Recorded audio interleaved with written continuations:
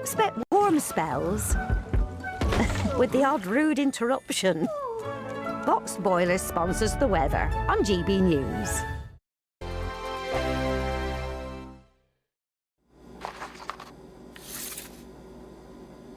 Crash Law 24 sponsors GB News Traffic and Travel Report.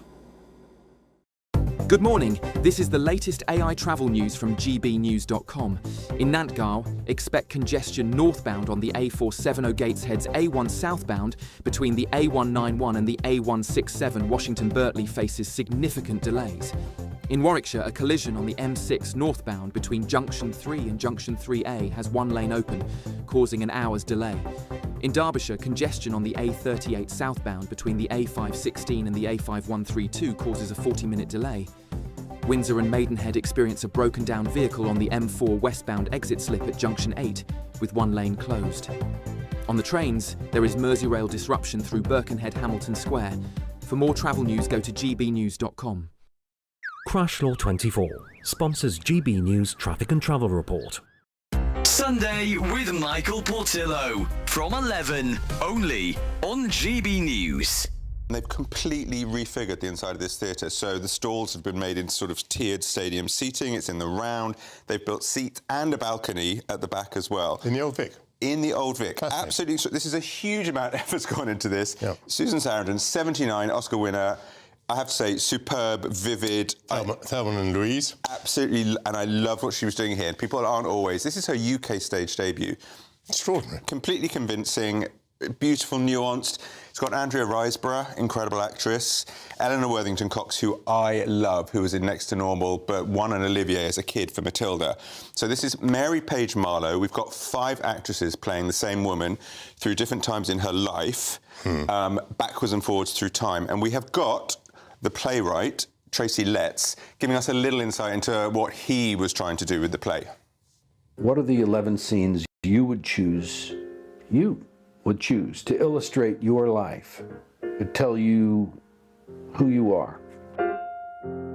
I watched some clips of people in America talking about it when it first came out, curious to see if I was missing something.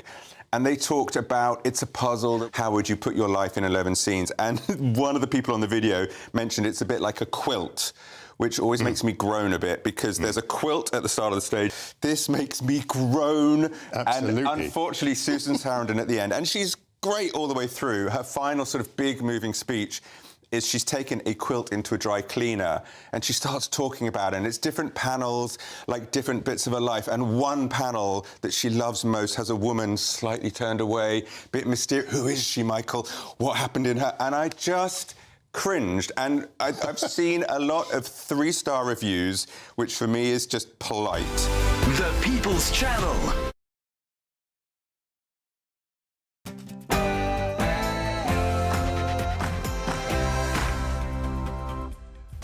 Good morning, it's 9:30 on Wednesday, the 15th of October, live across the UK, Britain's Newsroom with Andrew Pearce and Miriam Cates. Well, the Chancellor, Rachel Reeves, is jetting off to Washington today to tell businesses they can rely on our economic stability. It might be best not to mention that Britain's predicted to be top of the G7 inflation list. There are tax rises coming down the track. Yeah, but I think that this government are making... in terms of the ambition of this government, it is big. The Chancellor admits she's looking not just at tax rises but spending cuts, which will alarm Labour MPs in next month's budget. This is quite different to what she told us just 1 year ago. Not raise taxes on working people. And I will not raise income tax, national insurance, or VAT. And border disorder. The Home Secretary Shabana Mahmood warns Britain's loss of border control is undermining public trust, and she's demanding global cooperation to fix it. Well, many might say that this is simply a statement of the bleeding obvious, but the Home Secretary is urging international partners to come together as record numbers continue to come across the Channel. If they don't disarm, we will disarm them. They know I'm not playing games. Ceasefire on the ropes. The President of the United States has threatened Hamas with violence after footage of the terrorists carrying out public executions in Gaza, and also they've not returned all the bodies of the dead hostages. And later in the programme, we'll be joined by Ofer Kasif. He's a member of the Israeli Knesset, their parliament, who heckled Donald Trump on Monday when he was giving his speech.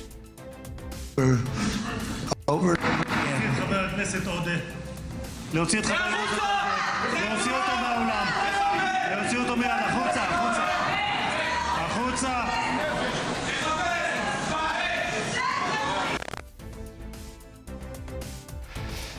And Margaret Thatcher, the Iron Lady, a new book suggesting she had two affairs. Seems extraordinary. We'll be discussing that later.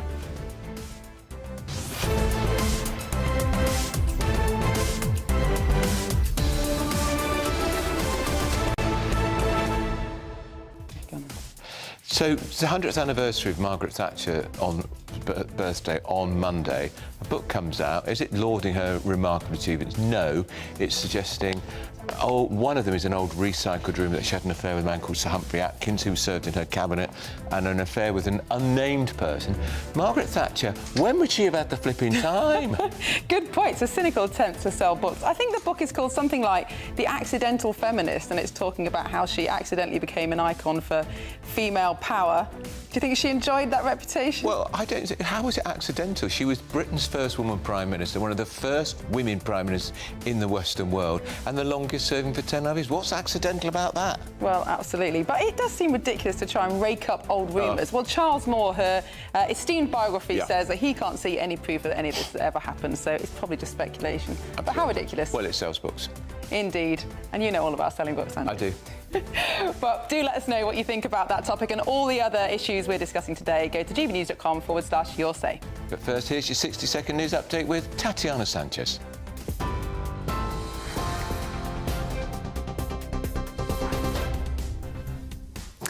Yes, Andrew, thank you very much and good morning. The headlines from the GB Newsroom. Rachel Reeves has acknowledged she's looking at potential tax rises and spending cuts to fill a black hole in her budget, which she said was partly due to the lingering impact of Brexit. The Home Secretary is expected to call out Britain's failures to control its borders. Shabana Mahmood hosting counterparts from the Western Balkans, where she will be talking about illegal immigration into the UK.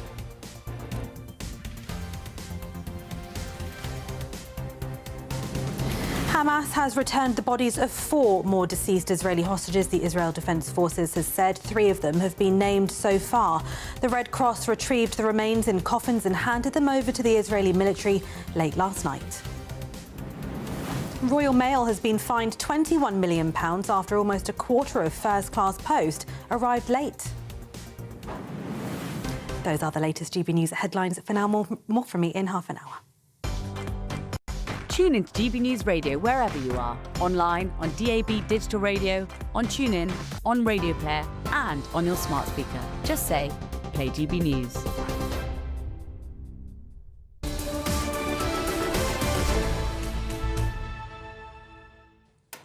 Hello, welcome. This is Britain's Newsroom. We're live across the United Kingdom on GB News with Andrew Pearce and Miriam Cates.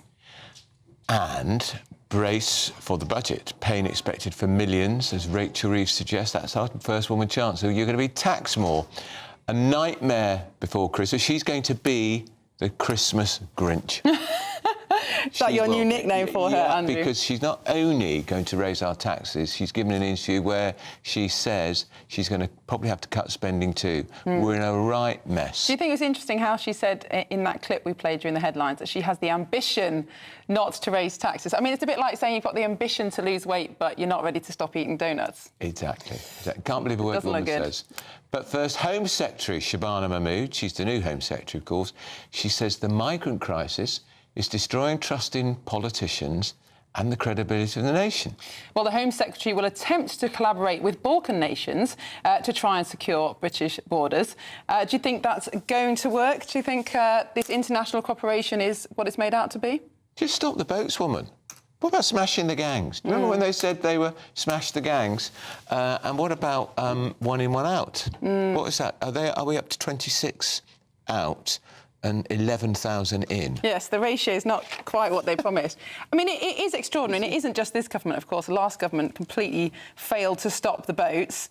And the fact that Britain's borders are out of control, I think everybody knows that. Certainly anybody who lives in Kent and is watching hundreds and hundreds of migrants come across it in small boats. But it's all very well declaring it as an emergency, but you need a plan to deal with it. And talking to some of the Balkan leaders is not going to stop hundreds, now thousands of people from coming across on small boats, because the incentives to come here are still there. They have, well, that's right. And one in, one out isn't a deterrent.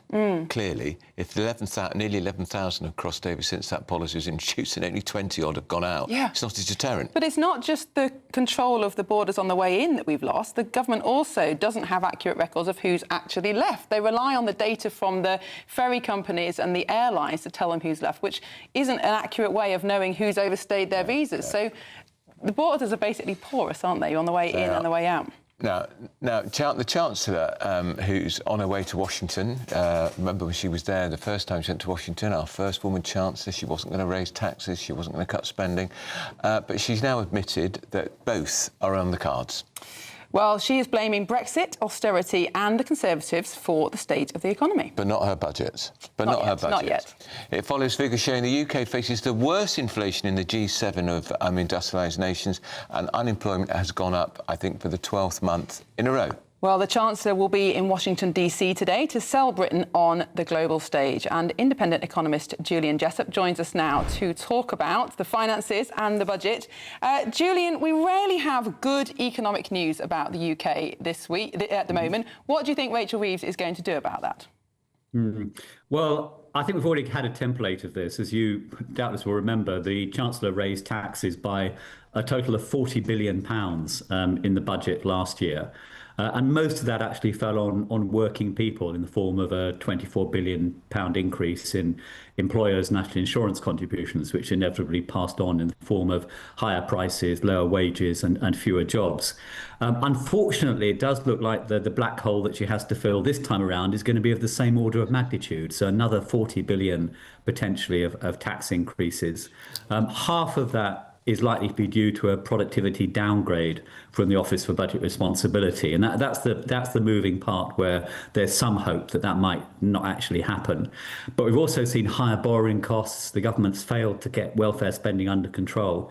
And there were suggestions also that she wants to build in a bit more headroom for future budgets so that she doesn't have to do this again. So we're basically looking at a big, broad-based package of tax increases that will affect pretty much every person in the economy. How will that, Julian, create the growth that she used to boast she would be defined by when she first became Chancellor of the Exchequer? Well, of course, it won't. I mean, the government would argue that it's necessary to fix the fiscal foundations as a sort of necessary but not sufficient condition for growth. And there's sort of element of truth in that, but not the way that she's going around doing it, because it's clear that the combination of much bigger increases in public spending, targeted tax increases that are probably going to undermine investment and confidence even further. Those things are going to reinforce what economists call the doom loop of weak growth and deteriorating public finances. So I don't think she has a credible plan. I think the mistake that she's made is doubled down on the problems of the last few years, which is that the state has been getting too big, we've been spending too much, taxing too much and intervening too much. But under Labour, we're just getting more of the same. Now, Julian, as Britain has got deeper and deeper into debt and is more and more reliant on people lending us money, the role of the OBR has become much more significant. And so much of what Rachel Reeves is planning to do will depend on this mystical headroom that the OBR gives her. But that figure itself is up for debate among economists. Do you think the OBR has become too powerful? Do you think Rachel Reeves should stick to her fiscal rules, or should she give herself more leeway? Well, the OBR has only become this powerful because the government has given it these powers. So, it's rather like blaming a referee in a football match for enforcing the rules. It's not the referee's fault. That's the job that he's been given. But there are signs that the OBR has become a bit too much like VAR in football. It's over finicky. We're worrying about a striker's toenail being over the line, and we're obsessing about a few $100 million either way sometimes on a 5-year forecast for the economy that even the OBR would admit is going to be wrong. But unfortunately, it's another example of Rachel Reeves doubling down. I mean, she has given even more importance to the forecast of the OBR. So she's trapped herself into a position where whatever the OBR says now has to go. The people watching and listening to this, Julian, will be very concerned about the impact of inflation. If you're particularly a pensioner on a fixed income, if you're a mum and dad trying to organise the weekly shop, inflation is getting higher and higher. Food inflation predicted to be at 6% by Christmas. That's going to cause real pain for families. Oh, absolutely. And the worrying thing about the inflation numbers at the moment is a lot of the increases are precisely in those essentials that people can't avoid spending money on. So that's food and energy in particular. These are also, of course, prices that people are more aware of than any other. So high food prices in particular have a very large impact on inflation expectations and confidence more generally. So there's no doubt that not only are we seeing high inflation, but we're also, in a sense, seeing the worst type of inflation. It is, of course, reasonable to ask why. Some of the increase in food price inflation is a global phenomenon. So the cost of agricultural commodities are high everywhere. So food price inflation is high across the world.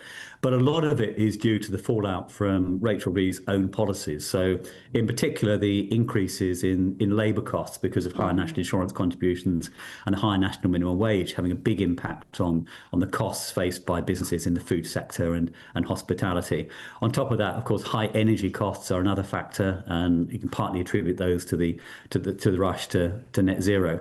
So it's partly global factors, but it's mainly UK-specific factors. And we can see that in the fact that UK inflation is already the highest in the G7 group of advanced economies, and it's forecast by the IMF to remain so. And Julian, in terms of tax rises, economists are saying that the cleanest, the simplest, the fairest way of increasing tax revenue would be to put up the basic rate of tax. It is at historic lows. It used to be much higher in the 1980s. Do you agree with that? Do you think Rachel Reeves would break that manifesto commitment? Well, in a sense, she already has broken her manifesto commitments by increasing employers' national insurance contributions. Now, I know that wasn't explicitly ruled out in the manifesto, but that is effectively well, they did say they wouldn't tax work. They did say they wouldn't impose higher taxes on working people, and employers are working people. Exactly. So she's already broken that commitment. I think it's clear she's going to break the commitment again, because one thing she is going to do is extend the freeze on personal income tax allowances. So basically the levels at which you start paying tax are going to remain fixed.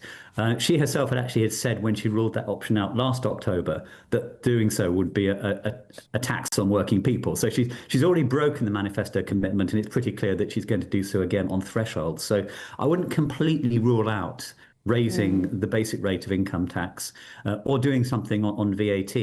Now, if I were in her position, well, first of all, of course, I hope I wouldn't be, because I would have controlled spending better and not intervened in all sorts of ways that damage the economy. But if I were in her position, actually, I'm probably looking more at VAT rather than income tax. So look, not necessarily to raise the standard rate of VAT, but maybe to extend VAT to more goods and services, while offsetting the impact on low-income households by some tweaks in the tax and benefit system for those on the lowest income. So I personally would favour VAT rather than income tax, but hopefully if I were Chancellor I wouldn't be in this position in the first place. Indeed. All right, Julian. That's Julian Jessup, the Independent Economist. Thanks so much for joining us. Now, up next, smash the gangs, anybody? To go after the criminal gangs, to smash the gang networks. To smash the smuggling gangs. Smash the gangs. To smash the gangs. Well, the Home Secretary Shabana Mahmood has finally admitted that so far the government's plans have not worked. But first of all, if you want to flee abroad and if you're in search of some holiday sun, here's the forecast for some of our top European destinations. Can't wait to get in that sea. Lovely and warm. Just like the feeling of having great travel insurance. All Clear Travel Insurance sponsors GB News Travel Destinations Forecast. If you are searching for some holiday sunshine, I can recommend Portugal as one of the warmer and sunnier spots on Thursday. Drier in the Balearics following a wet start to the week, but the rain that has affected parts of Spain and the Balearics now moving through Sardinia, affecting parts of southern Italy into Greece as well. So very lively thunderstorms and some large rainfall amounts. Still some showers across Spain, otherwise mostly fine for Portugal. And the wet weather in Greece becomes more widespread into Croatia and Greece later on. All Clear Travel Insurance sponsors GB News Travel Destinations Forecast.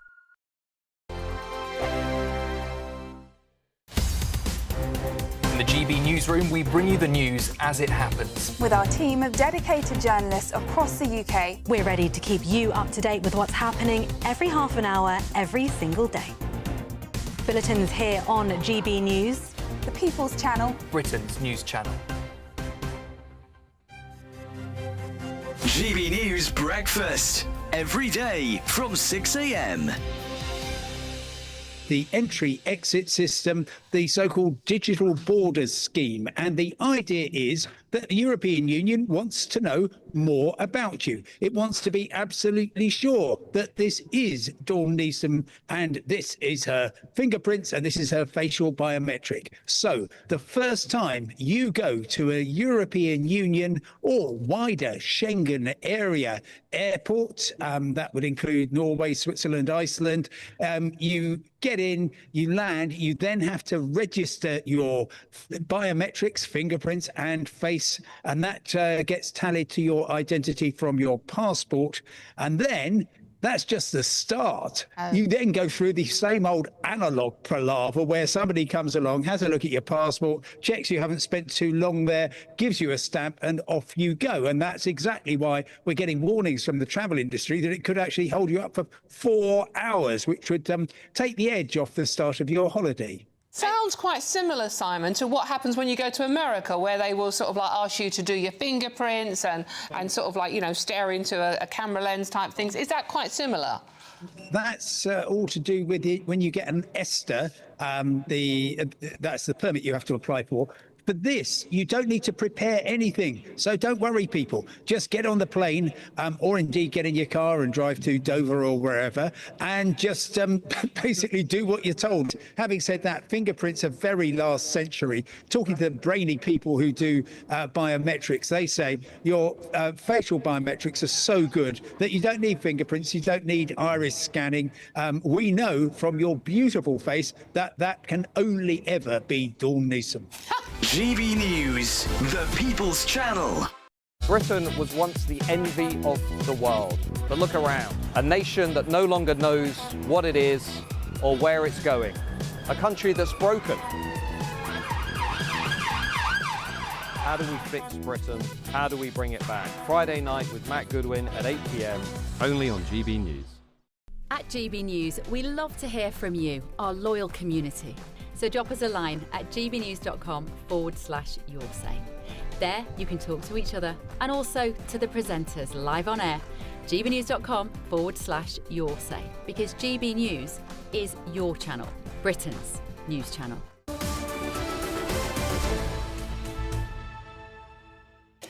Welcome back. You're watching Britain's Newsroom on GB News. So the Home Secretary would today say the migrant crisis is It's destroying trust in politicians. She's just worked that out, has she? And the credibility of the country. At least she's saying it out loud now, Andrew. Well, the Home Secretary will attempt to collaborate with Balkan nations in an attempt to secure Britain's borders. So she's expected, she's going to issue one of her frankest assessments, that's spin from the Home Office, of course, about migrants. And she's also going to say they're going to have to face tougher language rules for visas. Let's speak to our Home Security Editor, Mark White, who's had encounters with quite a few Home Secretaries in his time. This reeks to me of gimmickry, I've heard it all before. Can you point me in the direction of the nearest brick wall? I need to smash my head off it a couple of times just to dull the pain of these constant press releases on the small boats crisis that say absolutely nothing at the end of the day. Once again, we've got a statement of the obvious from the Home Secretary about the eroding of trust in politicians, because they're not able to get to grips with the crisis. And then yet again, what they've been saying for more than a year and almost 4 months now about the need for international cooperation and in the fight to go after the people smuggling gangs. What has it achieved? It's achieved record numbers in the Channel, not a sign at all that it's doing anything other than increasing. I mean, she's right about one thing. It is eroding trust in politicians, but not all politicians, the governing politicians. Yeah. It did for the Conservatives, effectively, their inability to stop the boats. And now it's a big part of the reason why this government is so unpopular in the country is their inability now, with a year and 4 months in, to get to grips with this most visible manifestation of the illegal migrant crisis. You've not given one in, one out enough time, Mark. The Home Secretary said it's a pilot, it's got to grow. Well, it's grown to 26 migrants now have been dispatched since the middle of July when they announced it, and 11,000 have come in. That's good, isn't it? We've had 10,000 or just over in that time, you're right. And 26 have gone out. And we were told that actually it would be 50 a month. OK, these things take a while to bed in, but I'm seeing nothing from France, actually, that it shares the aspiration of Shabana Mahmood and Sir Keir Starmer to ramp this up. Yes, the proof of concept is there. And yes, it gives the government once again the ability to say, look, we're doing one in, one out. Look, we're doing the pushback that we've been told for months, many months, that the French police are going to do into the shallow water. To push the boats. And not a single boat has been pushed back to shore because the French don't want to touch it. The French police unions say don't go near this because you won't be covered by the politicians if anything goes wrong. So that policy, which interestingly Shabana Mahmood is not talking about in the news release that's out this morning, is being quietly shelved. And the concern of the French police unions is that the migrants will attack the French police officers.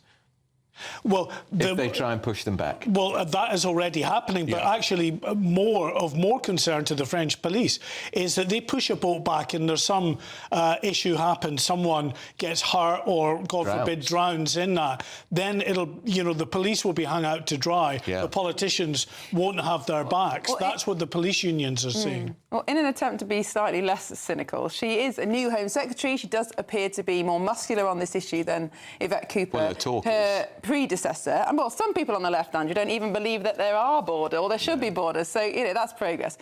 What do you think about the chances of international cooperation being effective? We talked about the French, obviously, but further down the supply chain of the production of the boats, the crossing of people into Eastern Europe and moving them through into Western Europe, do you think there is it is worth the time cooperating with these international leaders?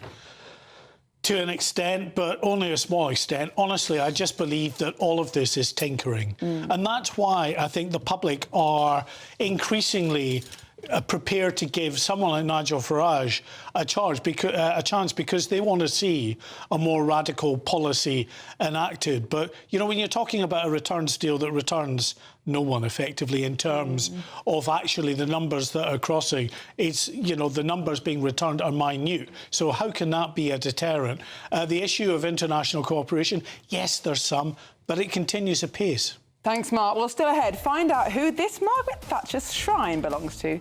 Could it have been one of the many men that she got close to?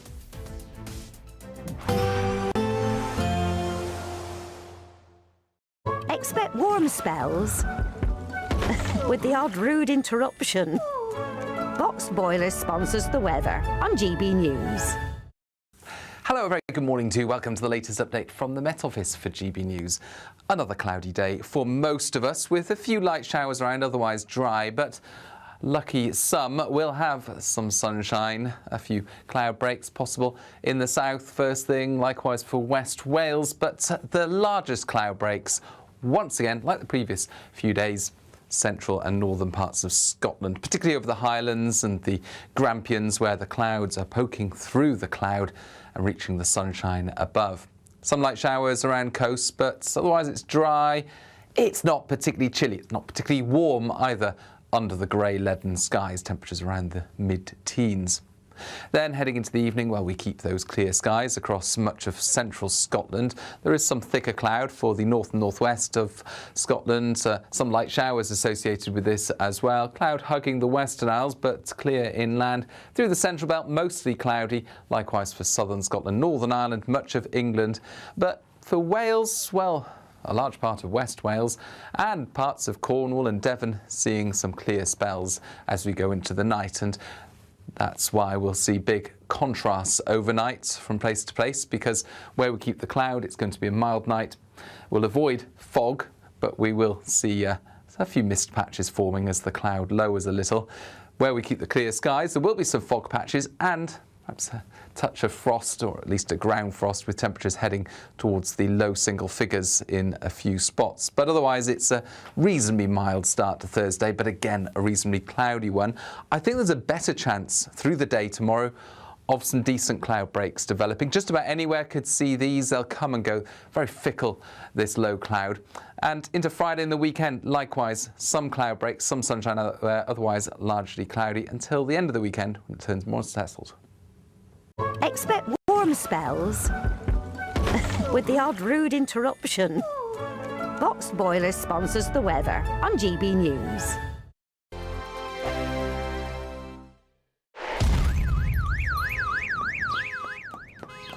Crash Law 24 sponsors GB News Traffic and Travel Report. Good morning, this is the latest AI travel news from gbnews.com. Currently, the A720 eastbound between Millerhill and Old Craighall is restricted due to a broken down vehicle, so exercise caution if you're approaching. Congestion can be found southbound on the A470 from Nantgarv to Corriton. In Gateshead, the A1 southbound between the A184 and the junction with the A692 is experiencing 10-minute delays. And on the trains, northern services between Liverpool Lime Street, Warrington Bank Quay and Manchester are disrupted, while buses are replacing trains from Corkicle to Whitehaven. For more travel news, go to gbnews.com. Crash Law 24 sponsors GB News Traffic and Travel Report. There's just 3 weeks left to see how you could be our biggest winner this year. First, you could be driving away with this brand new Benamar Primera motorhome. This luxury vehicle comfortably sleeps 4, has its own fitted kitchen and bathroom areas, and comes complete with fitted awning and bicycle rack. And that's not all, as we'll also give you a whopping £30,000 in tax-free cash to spend however you like. For another chance to win, text WIN to 63225. One entry costs £2.50 plus one standard network rate message, or text BONUS to 63225. 5 entries cost £5 plus one standard network rate message. Go to gbnews.com/win. Entries start at £2.50. Call 0903 686 3232. Calls cost £2.50 plus your network access charge. Or post your name and number to GB16 PO Box 8690 Derby DE1 9TT. UK only. Entrance must be 18 or over. Lines close at 4 p.m. on the 31st of October. Please check the closing time if listening or watching on demand. Hi, I'm Michelle Dewberry, and my show is your opportunity to cut through all the noise and dive in headfirst to some robust debates. Ideas clash. Situation, isn't it? Because the failure is you're deliberately avoiding my point. Nothing's held back. And if you think this is the end of it, wait for more. And we do not shy away from the difficult stuff. Sometimes I want to shake people and say, if only you understood. So join me on Jubes & Co. weeknights at 6 p.m. only on GB News, Britain's news channel. Mornings don't have to be tiresome, especially if you have the right company. Wake up to news as it happens, opinion and debate, and of course, a little bit of entertainment too. Because when the kettle's on, we're on.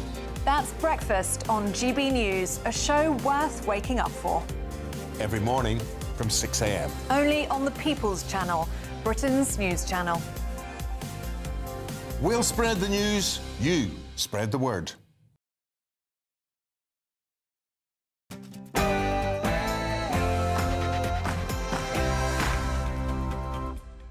Good morning, it's 10 o'clock on Wednesday the 15th of October. We're live across the United Kingdom. This is Britain's Newsroom with Andrew Pearce and Miriam Cates. The Chancellor, Rachel Reeves, she's jetting off to Washington to tell businesses they can rely on our economic stability.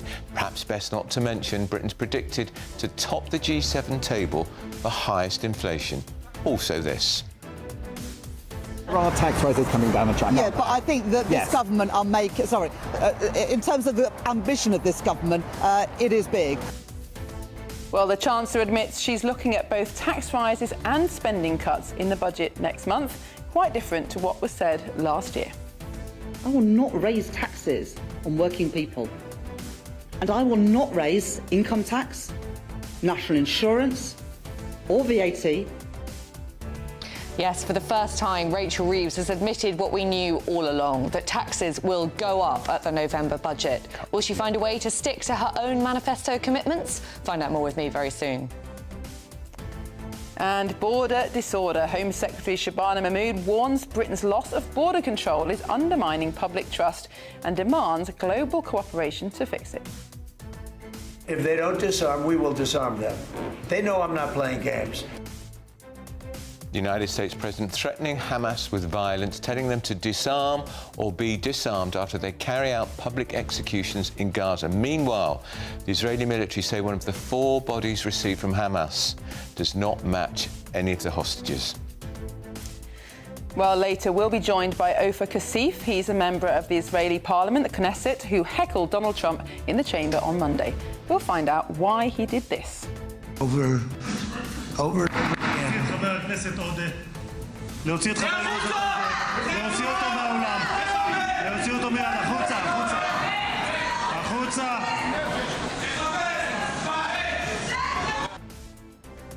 A new book claims Mrs. Thatcher had not one but 2 affairs while married to Dennis Thatcher, her husband. We'll find out who they allegedly are.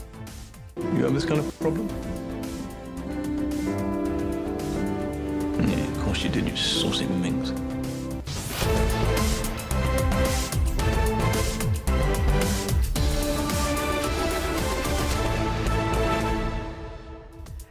Well, it didn't take long, Andrew, did it? Already one of the bodies returned to Israel in the peace deal is not a body of the hostages. And we knew that Hamas would find it hard to locate the bodies of all the hostages that had died and been killed since they were taken captive, but it's very early. But that's part of the deal. 20 living hostages, 28 hostages who didn't make it. 8 have come back, and now one of them, not the right one. That's right. Some of the stories of the returned living hostages being reunited with their families are just absolutely incredible to watch. 2 years underground, no contact. You know, there's a TV movie in this, isn't there? I'm sure there is. Major film. Just amazing stories. And we will be talking not only to that Israeli MP who heckles Trump, but also a senior spokesperson for the Israeli government who will be giving us all the latest on that peace deal. But as ever, we're not to know what you think. Send your views, post your comments by visiting gbnews.com/your say. But first, here's the news with Tatiana Sanchez.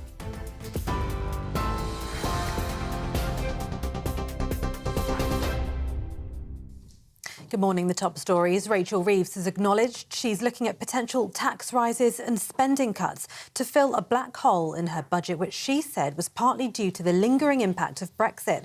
The Chancellor made the acknowledgement as she prepares for her November 26th statement. She confirmed the budget watchdog has consistently overestimated the UK's productivity. With no boom in economic growth, stubbornly high inflation and the mounting costs of government debt, Ms Reeves will have to fill a black hole estimated around £50 billion by some economists.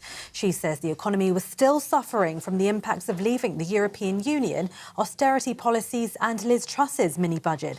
The Chancellor says the Office for Budget Responsibility had carried out a review over the summer and found they have consistently overestimated our productivity performance. Shadow Minister for Policy Renewal and Development Neil O'Brien said Labour are full of broken promises.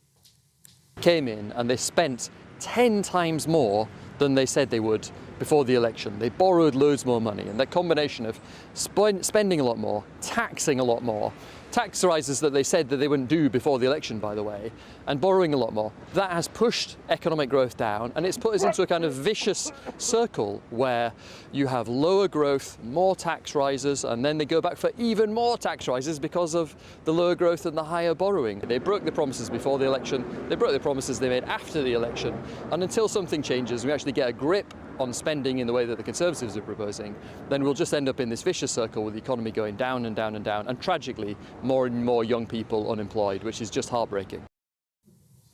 However, Chief Secretary to the Treasury James Murray insists that Labour's focus is still on growth.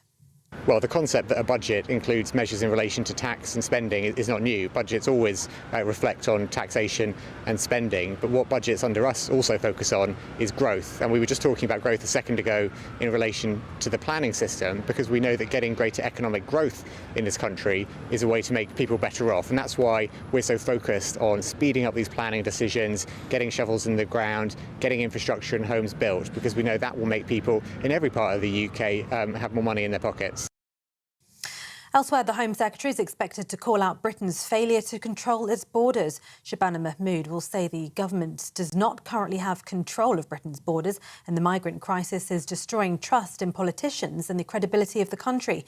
She's hosting counterparts from the West Balkans and other European allies in London and will demand greater international cooperation to tackle small boat crossings. The Western Balkans is a major transit route for people smuggling across borders, the Home Office says, with some 22,000 people transported last year. The summit is designed to ensure nations on the continent strike new deals to tackle illegal migration following Britain's one-in, one-out agreement with France signed earlier this year. The Conservatives and the Liberal Democrats are demanding the Labour government publish the evidence it submitted in the now-collapsed case against two people accused of spying for China. It follows another public intervention from the Crown Prosecution Service, which has made clear it would not stand in the way if ministers chose to put their evidence in the public domain. Yesterday, senior government figures had suggested that the CPS had told them to do so would be inappropriate.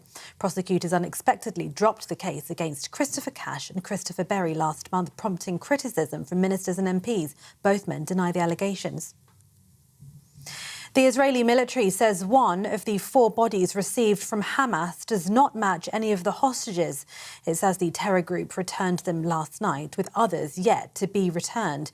The Red Cross retrieved the remains in coffins and handed them over to the Israeli military late last night. The transfer came after Israel warned it would restrict aid into Gaza until Hamas returned the bodies of all 28 deceased hostages. The Palestinian armed group handed back 20 living hostages on Monday. The remains of 45 deceased Palestinians who'd been held in Israel were returned to Gaza yesterday. It says President Trump has now threatened to forcibly disarm terror group Hamas if they refuse to give up their weapons. It comes amid fears that the fragile ceasefire could unravel at any moment as Hamas has failed to deliver the deceased hostages, and reports that the terror group are reasserting control in Gaza just days after President Trump declared he'd secured peace in the region. They don't disarm, we will disarm them. They know I'm not playing games, okay? Now, we did something monumental. We got the hostages back. That was the first thing we had to do, above all else, get the hostages back. Now, they misrepresented because we were told they had 26, 24 of dead hostages, if we can use those terms. And it seems as though they don't have that. Elsewhere, Royal Mail has been fined £21 million after almost a quarter of first-class post arrived late. It's the third largest fine the communications watchdog has ever issued and follows its investigation after Royal Mail missed its targets for both first and second-class post in 2024-25. It delivered 77% of first-class mail and 92.5% of second-class mail on time in the 2024-25 financial year, which was short of its 93% target and 98.5% targets.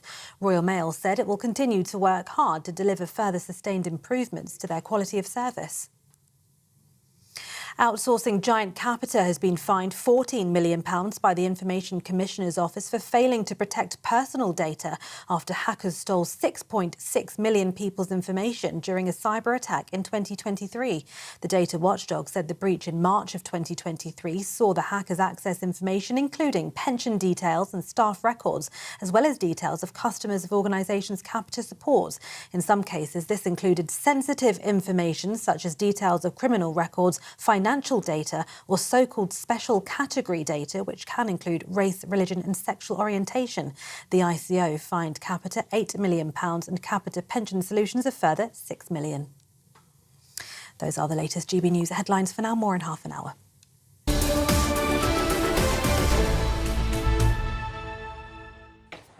Well, welcome back to Britain's Newsroom. We're live across the United Kingdom on GB News with Miriam Cates and Andrew Pearce. Well, you've got lots of texts and emails coming in, I think. Yes, you absolutely. You can read them because you know I can't. Technically, don't know how to. I'm honest. I'm sure that was it. It should have been in the job description, Andrew. Able to read emails. Well, that was probably sent by didn't email, sign that so I didn't read it.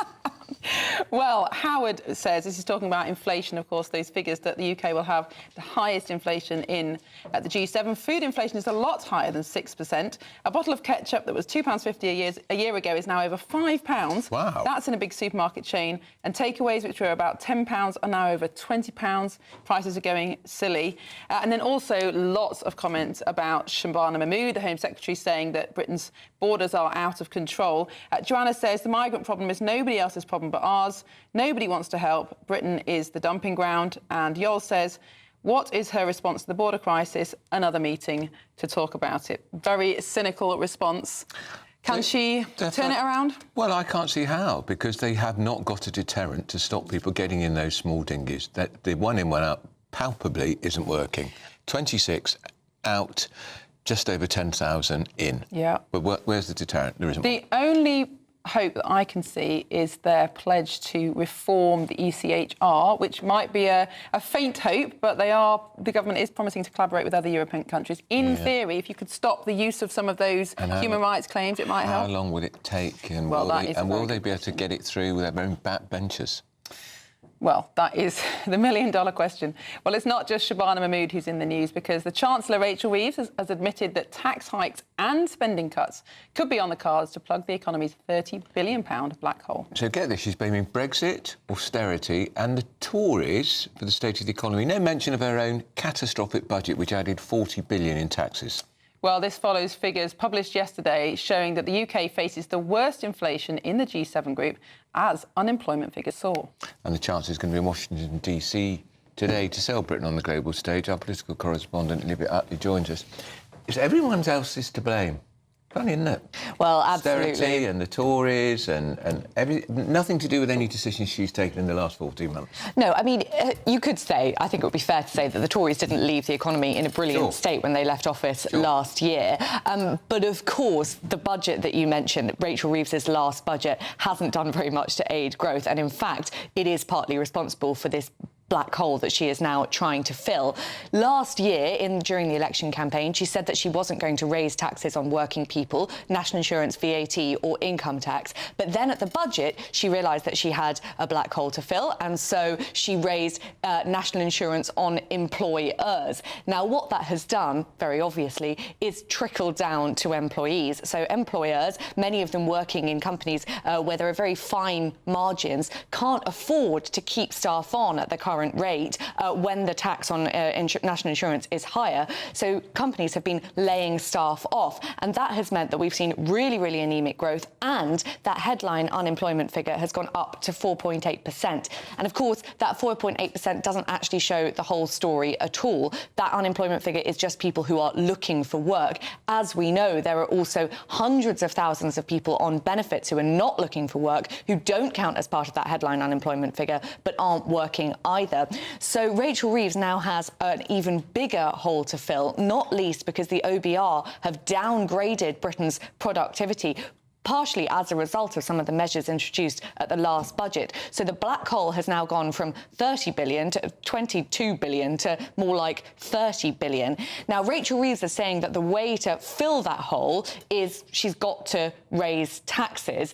Now, of course, the risk with raising taxes is that if you introduce, for example, a wealth levy, which is something that Rachel Reeves is considering, then rich people leave the United Kingdom, banks leave the United Kingdom, and that makes the economy grow even slower. The IFS is suggesting that instead of doing any of that, what Rachel Reeves should do is major reforms, so get rid of some of those inefficiencies in the system. And that is something that was being considered. Council tax, stamp duty is not a good way to tax property. Everyone is pretty much agreed on that.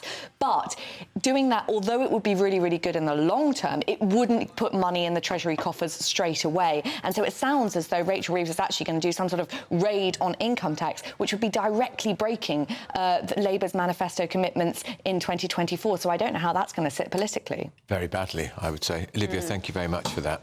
Well, to continue the conversation about the economy, we're joined now by the Conservative MP for Solihull West and Shirley, Dr Neil Shastri-Hurst. Neil, good morning. Thank you so much for joining us. Not great news for Rachel Reeves this morning, but a lot of her woes have been in the pipeline for a long time, not least the fact that debt costs, or just interest payment costs, have risen by about £50 billion in the last 2 or 3 years. None of that is her fault. What should she do about it? Well, look, she came to power saying she wasn't going to introduce tax rises, and she has. We've seen inflation has gone up, interest rates have been stubbornly high, and unemployment is at its highest level since COVID. This is all part of Labour's economic doom loop. It's a cost of their own making from last year's budget. You can't tax your way into growth. That just doesn't happen, and we are seeing the consequence of this, which is that significant investors in the UK are leaving. She's making the bad economic picture worse by what she's projecting in the budget. She needs to have a rethink about this because this is going to have a really damaging impact upon our economy. Now, Neil, Parliament's back and the legacy bill is going through Parliament, and this is overturning legislation brought in by the last government which would have protected veterans who'd served in Northern Ireland from prosecution. It's all being unpicked by the British government. You take a particular interest in this, Neil, not least because of your own military experience. Perhaps you can shed some light on that first. Yeah, so I served in the Army for just under 8 years as a medical officer. Of course, my time was after the Troubles, but I served alongside a number of people who had been deployed to Northern Ireland and bore the wounds of that service. And what we saw yesterday was the reopening of these old wounds. It's going to create deep anxiety to many service personnel who I suspect had a sleepless night last night. I certainly had a sleepless night thinking about them. The objective of government is to protect those who have protected us. As I say, this reopens the possibility of legacy inquests, it reopens civil claims, and it creates an uneven playing field. And what was stark from the Secretary of State's statement yesterday, I posed a question to him about how the protections that he's put forward for veterans will be utilised potentially by paramilitaries, former paramilitaries. And he wasn't able to answer that question. So I think this is going to open up the door again for litigation against our brave armed forces. It is a bad step by the government. Look, the Legacy Act was imperfect, but we shouldn't seek for perfect to be the enemy of the good. And what the government is doing is unravelling that at the cost of our veteran community. And these men, because there were almost, I would say 99% of them were men, Neil, were defending Queen and country. They were on British soil in Northern Ireland, protecting the population against murderous terrorists. Absolutely. What they were asked to do for their country was quite staggering. I mean, the heroism that they demonstrated day in, day out, going on patrols, knowing that they're under attack on their own home territory, takes a huge amount of resolve. What they had to see and the memories that has left them with, the PTSD in some cases of dealing with bodies that have been blown to pieces by IRA bombers, is something nobody should have to deal with. And for them then in their later years of life to face that knock on the door and the thought that their own government is going to bring prosecutions against them is something that should not happen. Now, Neil, there is a petition against this bill. We think it's had over 200,000 signatures so far. But the government's, you can see on the screen, 207,767 people so far have signed this petition to protect Northern Ireland veterans from prosecution. But the government's argument, Neil, is that the existing legislation brought in under the last Conservative government breaches the terms of the ECHR because it effectively allows terrorists to escape prosecution. That's their words. What's your answer to that? And is this actually another great reason why we should leave the ECHR? Well, I think there are two separate parts to that question. I mean, firstly, the legal system allows appeals. The government could have appealed that decision. They chose not to. I think that was a significant misstep on their part. They haven't used the levers. And it's another example of a government that, I'm a lawyer myself, but it's another example of the government obsessed with human rights law, trumping the protections of those that served this country. The Legacy Act drew a line under that. It allowed us to move forward. look at a positive vision for the future opposed to looking back to the past. But it is another example of where the ECHR and human rights law is being restrictive to how we operate in this country. It's impacting upon the sovereignty of our own parliament, and it is something that we need to look at very, very seriously. Can I just very briefly, Neil, I'm just checking the figures, 772 British soldiers died through paramilitary attacks during the Troubles between 1969 and 2007. Most of those attacks were carried out by the IRA. They are immune, those IRA killers, from the prosecution that the Northern Ireland veterans are now going to be subjected to. Yeah, and that's manifestly unfair. And let's remember, the British Army will have kept records because they do things properly. The IRA don't keep records of what has happened. So we're on a completely uneven playing field in terms of the evidential base that any case would settle upon. This is manifestly unfair on those who have taken the Queen's shilling in those days and those that now take the King's shilling. It will have a negative impact upon retention and recruitment into our armed forces, because why would people want to put themselves in harm's way for the protection of our country, a very noble thing to do, if they know that the government doesn't have their back? Absolutely right. Well, Neil Shastri-Hurst, MP for Solihull West, and Shirley, thank you so much for joining us this morning. Now, up next, extraordinary claims that Mrs Thatcher apparently had 2 affairs, according to New Book. When she was supposed to have the time to do that, it's beyond me. You have this kind of problem? Yeah, of course you did, you saucy minx. Well, of course, there was someone in this studio who is very fond of her. More on that next. I wonder who that Thatcher shrine could belong to. Any ideas, Andrew? Looks vaguely familiar. You're watching Britain's Newsroom on GB News.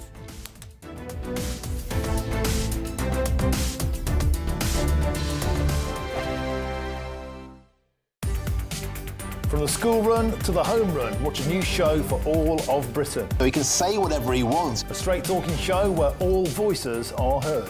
And, you know, when are we going to stop talking about smashing the gangs and actually do it? With the stories that matter from every part of our country. There's a bit of a crash landing there for your Chancellor. Bold, fearless and standing up for you. That's me, Martin Dawdney, 3 p.m. till 6 p.m, weekdays, here only on GB News. The People's Channel, Britain's news channel.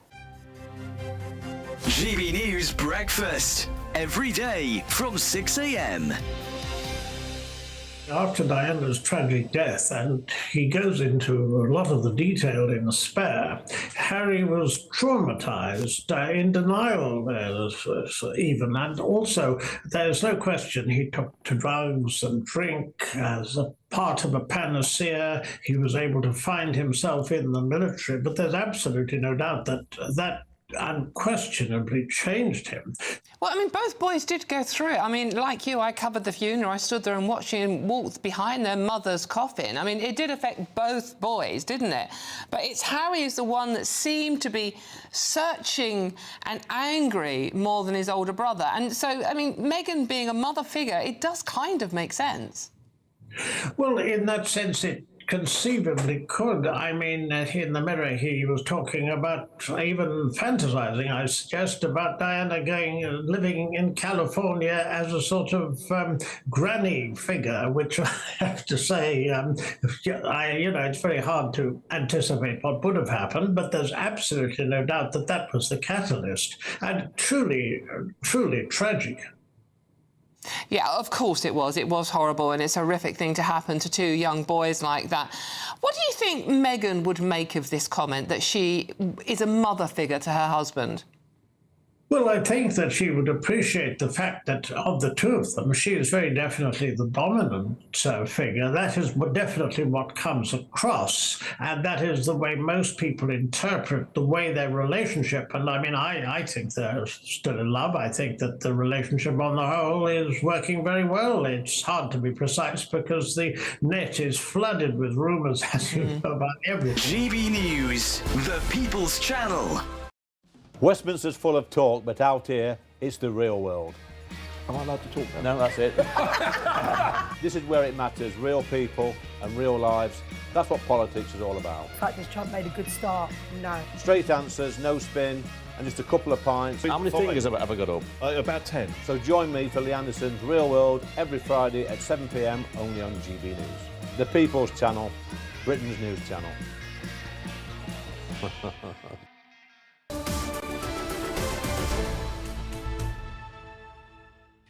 Welcome back to Britain's Newsroom. It's 10:25 and we are now joined by our panel, former Labour MP Stephen Pound and broadcaster and journalist Mike Parry here with us in the studio. Good morning, gents. Our very own Catherine Waldorf. Oh, stop it. We like Bit harsh. Now, gentlemen, you came across Thatcher when you became an MP. I got to know her a little bit. She was an iconic figure. According to this extraordinary new book, she had not one affair, but two. Well, you know, I don't like to tittle-tattle about Mrs Thatcher. Oh, go on. No. Come on. Now, it was her 100th birthday on Monday this week.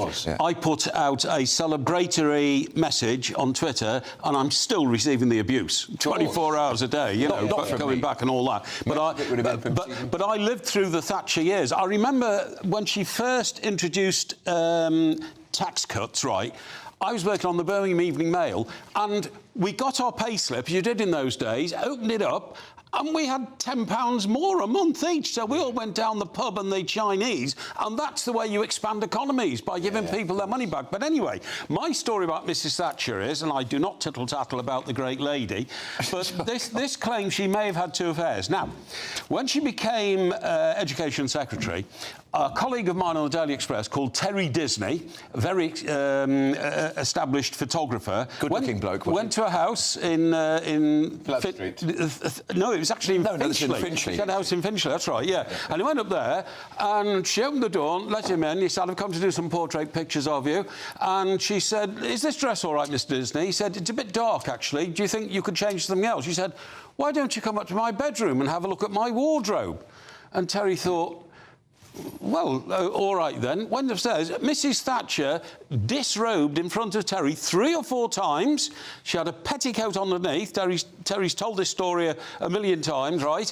And then we'll put another dress on, and then, you know, like a model would pose. What do you think about this, Mr Disney? What do you think about this? And Terry said she seemed incredibly comfortable in the company of a man in her bedroom. And I'm not making any assertions about that, but her self-confidence was obvious, you know. And that self-confidence, of course, took her, in my mind, to the pinnacle of politics, best Prime Minister we've had since the war. Definitely. Do you know what I think that says about Margaret Thatcher? I think that says about Margaret Thatcher, she simply didn't consider that would have been an issue. She was just a consummate professional. It doesn't matter if it's a man or a woman. She said simply got changed. I think her legacy is appalling in many ways. If I'd been told in 1986 that our gas, water, electricity, nuclear power stations, car would be owned by Chinese, Japanese, Indian, you know, I have to say, French and German, I wouldn't have believed it. She wasn't responsible for that. Of course she was. She No. sold off everything that wasn't nailed down. No, she didn't. She did. The Blair years did all that. They did. There was nothing left to sell. No, Stephen, you're deliberately... Gas, water, electricity, all went in the 80s. Thatcher privatisations had a golden share to stop competitors, which was never, ever utilised. Blair fell under the spell of the European Union. He did. You're part of the European Union. We have to have access to your companies, which is why all these wretched French companies... But the problem is, Andrew, you can only sell things off once. Precisely. And they contributed enormously to the economy in the 1980s, pushing up growth, but it was a one-off, and now we're paying for it. But do you know what we could have done? Look what Norway did. Norway and the United Kingdom both had huge reserves coming out of the North Sea. Norway created a sovereign wealth fund. It's worth about 75 billion today. Exactly. So what we did was we freed up the City of London to suck all the money in from the North and from Wales. The City of London did brilliantly. The rest of the country suffered. And 287,000 miners not only lost their jobs, but they had there was no thought of what would happen to the miners. Big Bang in the City created the world's top financial centre, and 1/3 of all taxes in this country were paid in the square mile of the City of London. It made us wealthy. And where has that left us? It's left us with no industrial base, dependent on financial services, a completely phony, Mrs Thatcher did was, my mate's parents lived in a council house in Chester. They managed to buy their council house and sold it for 4 times its value 10 years later. I took out the option to buy £250 worth of BT shares and sold them for 3 times the value. That's what she did. She absolutely triggered capitalism to make us all better off. Mike, you've just actually destroyed your argument in many cases. No, I haven't. I do not destroy my own When she argument. allowed people to buy their council houses, what happened was the councils could not spend the capital receipts from that on building new houses, so it hollowed out public sector housing. What it did, and you know, my God, we agree. Hold it there, then, because I do want to see this again. Once was just not enough. This is a picture of a certain colleague of mine's Thatcher shrine. He may or may not be sitting on my right. This is a study in a certain part. That's Alan Duncan's house, isn't it? Yes, and that is a life-size cutout of Mrs T. Various letters from Mrs T to the person who owns that shrine. And if you're able to focus a little closer in that photo, you'd see the photograph of me with the great lady. Oh, well. Next time I take annual leave, Andrew, maybe you could bring her in. I've got a picture of me with the great lady. She came to visit us at the Daily Express when I was new Supremo because Sir Nicholas Lloyd had just been made a knight, for supporting her. The editor of the Express. And this great picture of me at the news desk briefing the Iron Lady on affairs around the world at the hub of the Daily Express news desk, Do you know what's absolutely extraordinary? Wasn't she? Very terrifying, You know that statue, because in the members' lobby there used to be 4 plinths, and you had Lloyd George, and you had Winston Churchill, and you had Clement Attlee. And the 4th one was not supposed to go to anybody while they were still living. Yes, that's right. Tony Banks, who was a dear friend of mine, who was in charge of the House of Commons Arts and Labour MP. He said, we're going to have put Thatcher up there. We can't not. Anyway, so we put the statue up there, and she came along to the opening. I was there. Bizarrely, right next to her was a bust of Edward Heath. Yes. And this was a copper, and this is, I swear to God, this is true. Trust me, I used to be a politician. After a couple of months, the Edward Heath statue turned green. Yes. And because it's, I mean, you've seen it, it's verdict, it does happen. So, green with envy. Even when I'm dead, that bloody... And the Thatcher statue is magnificent. But it's what's interesting is that somebody knocked its head off with a cricket bat. I thought it's wonderfully British. That was a different statue. Let's leave it there, Mike. Stephen, we'll see you again in an hour. Thank you very much. So let's get your 60-second news update now with the lovely Tatiana Sanchez.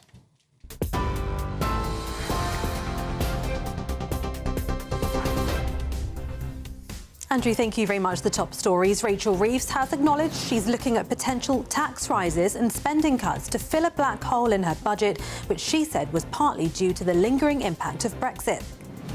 The Home Secretary is expected to call out Britain's failure to control its borders. Shabana Mahmood's hosting counterparts from the Western Balkans, where she'll say the government does not currently have control of Britain's borders and the migrant crisis is destroying trust in politicians and the credibility of the country.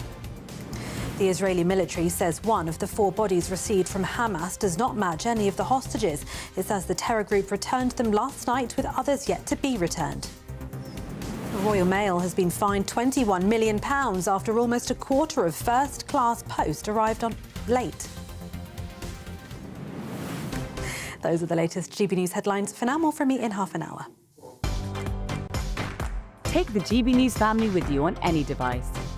As long as you have an internet connection, tune into GB News anywhere on the planet or beyond.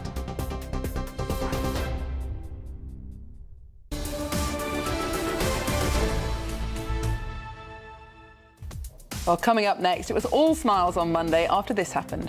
The sun rises on a holy land that is finally at peace, a land and a region that will live, God willing, in peace for all eternity.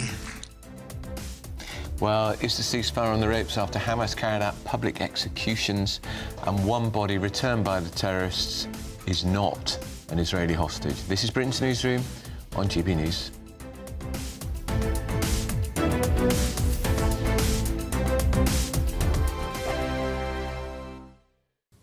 Hello, a very good morning to you. Welcome to the latest update from the Met Office for GB News. Another cloudy day for most of us, with a few light showers around, otherwise dry, but lucky some will have some sunshine. A few cloud breaks possible in the south first thing, likewise for West Wales, but the largest cloud breaks, once again, like the previous few days, central and northern parts of Scotland, particularly over the Highlands and the Grampians, where the clouds are poking through the cloud and reaching the sunshine above. Some light showers around coast, but otherwise it's dry. It's not particularly chilly. It's not particularly warm either under the grey leaden skies, temperatures around the mid-teens. Then heading into the evening, well, we keep those clear skies across much of central Scotland. There is some thicker cloud for the north and northwest of Scotland. Some light showers associated with this as well. Cloud hugging the Western Isles, but clear inland. Through the central belt, mostly cloudy. Likewise for southern Scotland, Northern Ireland, much of England.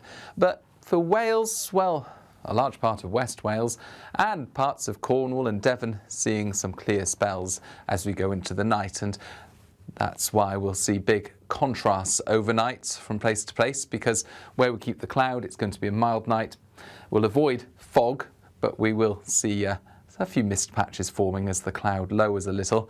Where we keep the clear skies, there will be some fog patches and perhaps a touch of frost, or at least a ground frost, with temperatures heading towards the low single figures in a few spots. But otherwise, it's a reasonably mild start to Thursday, but again, a reasonably cloudy one.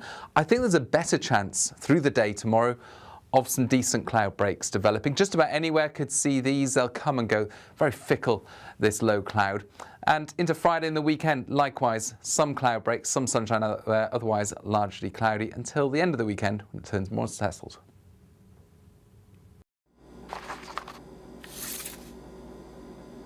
Crash Law 24 sponsors GB News Traffic and Travel Report. Good morning, this is the latest AI travel news from gbnews.com. In Scotland, the A720 westbound after Sheriff Hall roundabout is restricted due to a broken down vehicle. Approach with caution. Heavy goods vehicles should note a 7.5-tonne weight restriction on the M48 both directions. In Devon, disruption on the A38 westbound between the M5 and A382 due to a breakdown. One lane remains closed as crews work. On Derbyshire's A38, delays due to congestion between A50 and A5132. And on the trains, northern services face disruptions between Liverpool Lime Street and Manchester, with buses replacing trains. For more travel news, go to gbnews.com. Crash Law 24 sponsors GB News Traffic and Travel Report.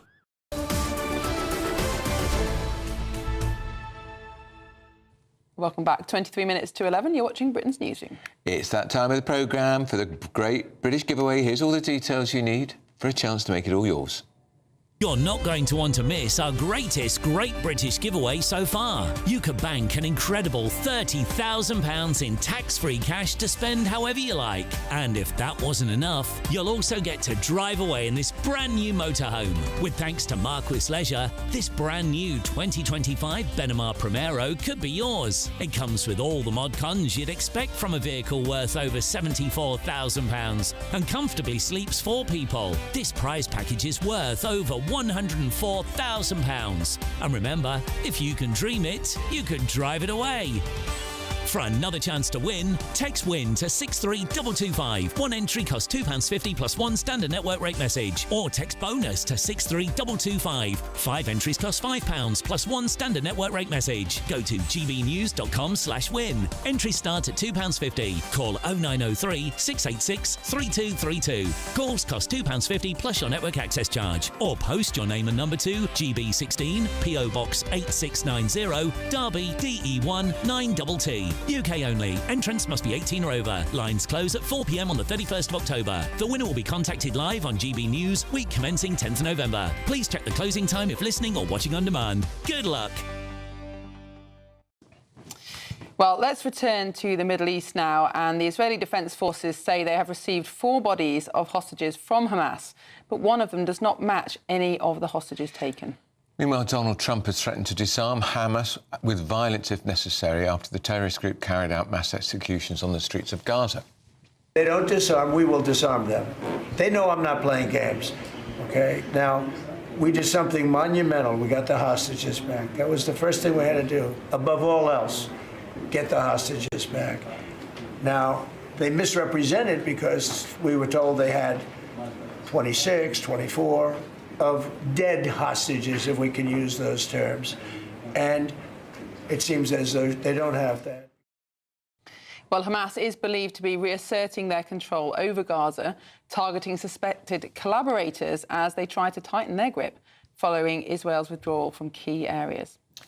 Well, a spokesperson for Israel's Ministry of Foreign Affairs, Oren Marmorstein, joins us now. Oren, good morning. How serious is this issue over the hostage that was returned, who wasn't a hostage at all? Hi, Andrew. Hi, Miriam. It's good to be with you on the show. It is serious, and we are in a moment of, I would say, mixed emotions. On one hand, we are overjoyed with the return of our hostages coming back, and we're listening to their stories, how they were tortured and abused, and we are so thrilled that this is over. And we are looking forward to turn a new page and to open a new chapter and to look to the future with hope. But on the other hand, as you rightly mentioned, news coming from Gaza are concerning. We are hearing, we are witnessing that Hamas has yet to fulfill all its commitments in accordance to the agreement. And unfortunately, only 7 of the deceased hostages are returned. And we are witnessing terrible scenes of Hamas executing Gazans on the streets. So yes, I would say that those are mixed emotions. We're trying to keep a very hopeful thinking, but we're very concerned on what's going on the ground with Hamas behavior. Can I just ask, what if they simply don't know, Oren, where some of the bodies are? What if something terrible has happened, maybe there was an explosion? I mean, what if they physically... I'm not trying to defend them at all. They're a wicked, evil terrorist organisation.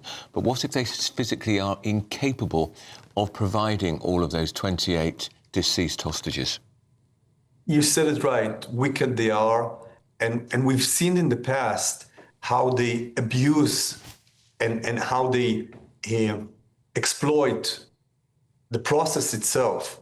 And every opportunity for violation, they seize it and they violate previous agreements. And we are concerned. We're concerned because they've yet to fulfill their commitments. We are determined to make sure all our hostages are back home. We will not give up on any of our hostages, and we'll make any effort that is needed to make sure that they are returned. Now, Oren, Israeli troops have fulfilled their side of the bargain. They've withdrawn to the pre-agreed lines, leaving a large part now of Gaza unoccupied. And yet that seems to be becoming a lawless vacuum where Hamas are seeking to reassert control. Donald Trump has said that Hamas will be disarmed, whether voluntarily or by force. How do you think that might happen? Because surely the IDF will be very reluctant to get involved again, given the terms of the peace agreement. You're absolutely right, Miriam. We've seen some very troubling, horrendous scenes on the streets of Gaza, where Hamas is executing people on the streets.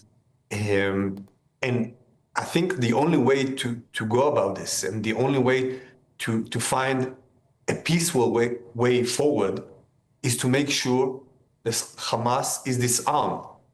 This is what is supposed to happen in accordance to the agreement. This is what President Trump said will happen, and it will happen this way or another. But with Hamas still in power, with Hamas still a terror active group in Gaza, there is no chance for peace. And there is no hope, not only for Israelis, but also for the Gazans. So yes, Hamas must be disarmed. Well, Oren Marmorstein, thank you so much for joining us from Israel. Such a difficult situation. I mean, and so in a difficult sense, getting the hostages back is the least complicated part, although, of course, getting the deceased hostages back is proving more problematic.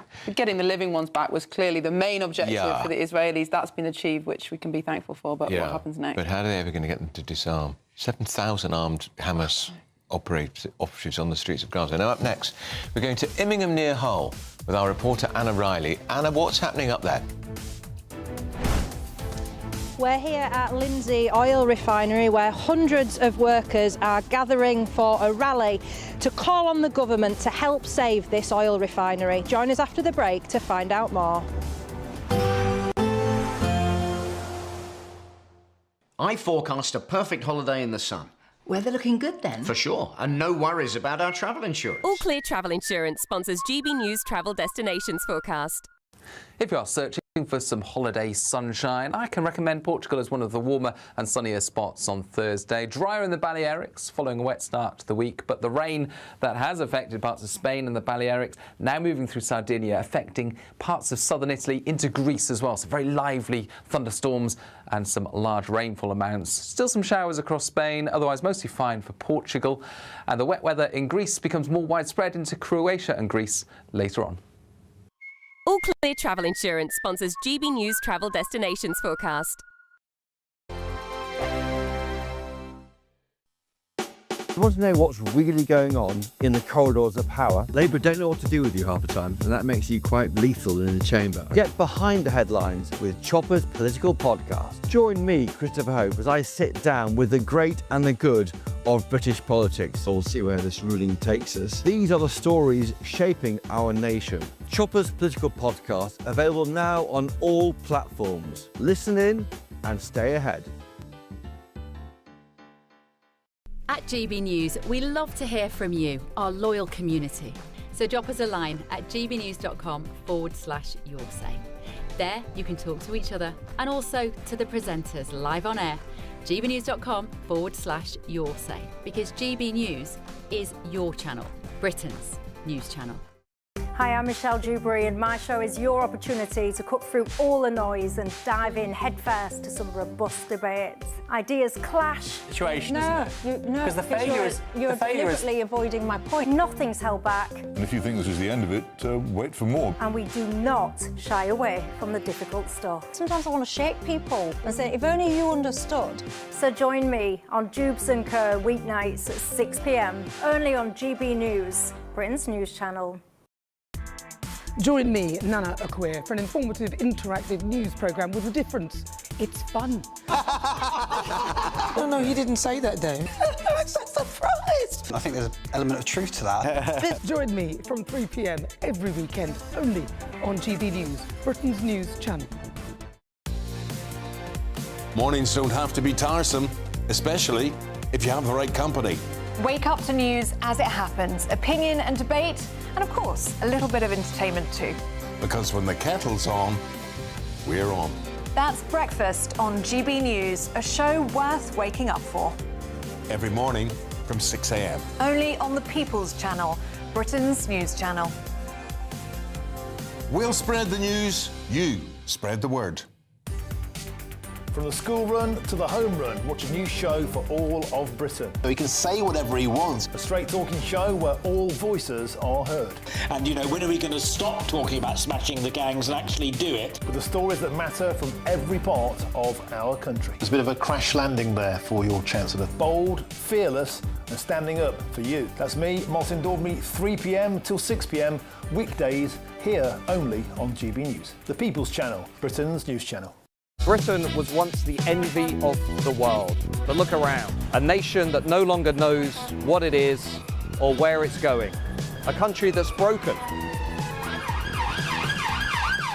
How do we fix Britain? How do we bring it back? Friday night with Matt Goodwin at 8 p.m, only on GB News.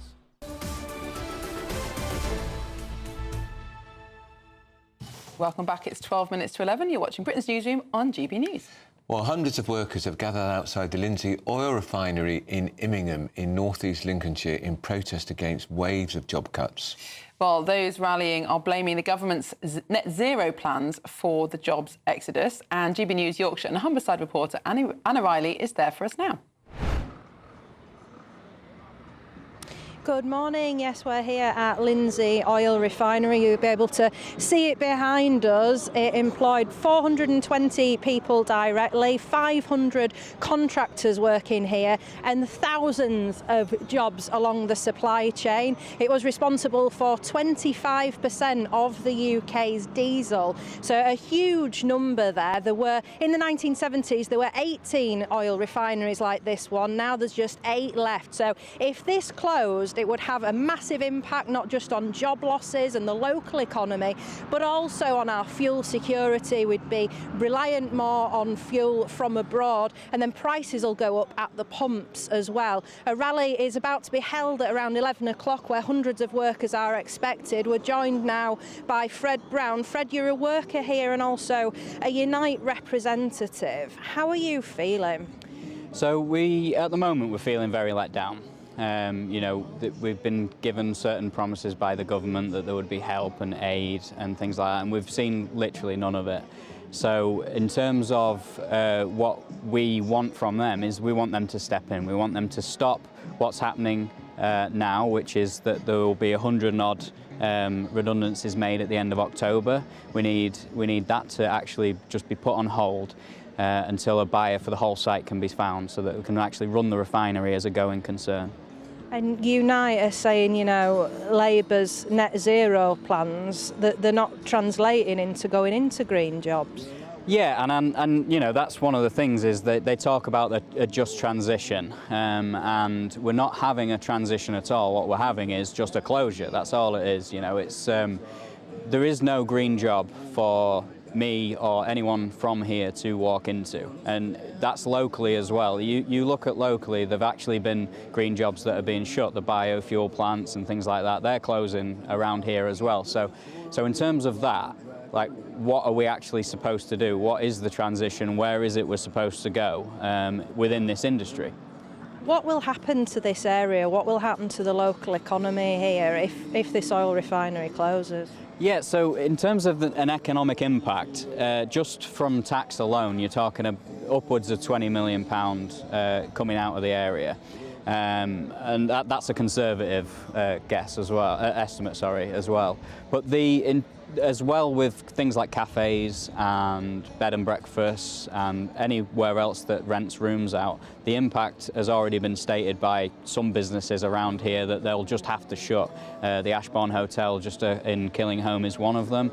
And yeah, so in terms of that as well, like, you've got to look at the local economy, the community, the families around here. It'll have a huge, huge negative impact. How worried are you about paying the bills? Yeah, I mean, just really worried. I mean, where I am, my missus works at Steelworks, so obviously we've got that worry as well. Is that going to be okay, isn't it? Because there's nothing guaranteed there. And obviously I work here, so yeah, we're very worried at the moment as to what's our next step, where are we going, when's the next bill going to be paid once this place does close. So yeah, very worried. And nationally, how much of it is a concern that we'd be relying on imports of fuel, potentially from Russia? Yeah, so if you import fuel from somewhere like India or China, obviously they don't have the constraints that we have as to where they get their products from. So yeah, you could absolutely be fueling the Russian war machine just from here, from locally, just through imports. And even just the other refineries, we sit on the NOC committee, and the other refineries are also worried about the impact from this place shutting, because every refinery that shuts right now is putting us closer and closer to having no fuel security. Scary times. Thank you so much for speaking with us, Fred. Really appreciate it. So we'll be here throughout the morning. We'll be listening to those speeches. You can see the stand behind us, the workers coming out now for this all to begin. Sharon Graham, General Secretary for Unite as well, will be speaking to us and speaking to the crowd, calling on the government to do more to save this crucial oil refinery here in Immingham. Anna Riley, thank you so much for that report. Well, coming up next, we'll be speaking to the Israeli MP who heckled the US President Donald Trump at the Israeli Parliament, the Knesset, on Monday. This is Britain's Newsroom, Britain's favourite morning show on GB News.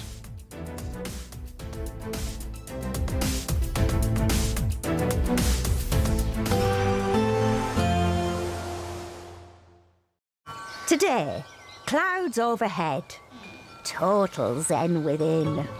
Box Solar sponsors the weather on GB News. Hello, a very good morning to you. Welcome to the latest update from the Met Office for GB News. Another cloudy day for most of us, with a few light showers around, otherwise dry, but lucky some will have some sunshine. A few cloud breaks possible in the south first thing, likewise for West Wales, but the largest cloud breaks, once again, like the previous few days, central and northern parts of Scotland, particularly over the Highlands and the Grampians, where the clouds are poking through the cloud and reaching the sunshine above. Some light showers around coasts, but otherwise it's dry. It's not particularly chilly. It's not particularly warm either under the grey leaden skies, temperatures around the mid-teens. Then heading into the evening, well, we keep those clear skies across much of central Scotland. There is some thicker cloud for the north and northwest of Scotland. Some light showers associated with this as well. Cloud hugging the Western Isles, but clear inland. Through the central belt, mostly cloudy. Likewise for southern Scotland, Northern Ireland, much of England. But for Wales, well, a large part of West Wales and parts of Cornwall and Devon seeing some clear spells as we go into the night. And that's why we'll see big contrasts overnight from place to place, because where we keep the cloud, it's going to be a mild night. We'll avoid fog, but we will see a few mist patches forming as the cloud lowers a little.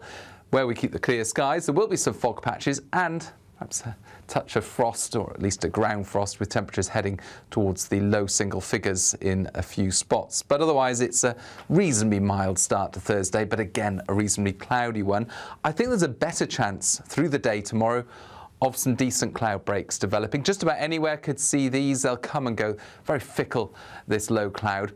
And into Friday and the weekend, likewise, some cloud breaks, some sunshine, otherwise largely cloudy, until the end of the weekend when it turns more settled.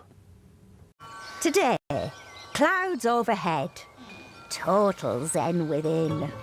Box Solar sponsors the weather on GB News.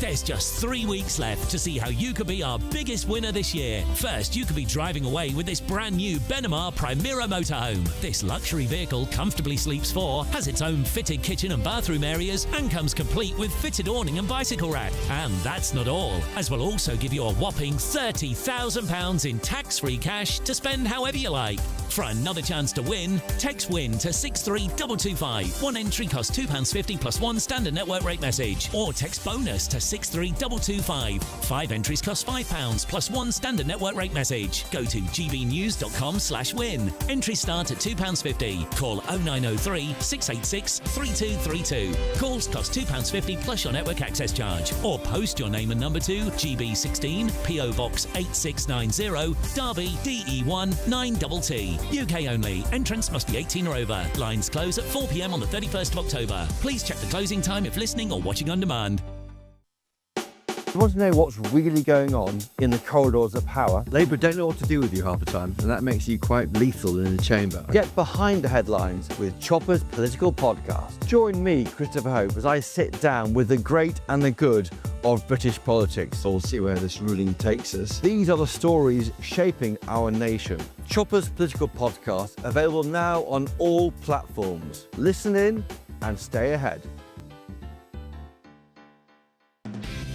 Decisions made in Washington aren't just shaping America, they're shaping Britain too. From migration to global security, from crime to health.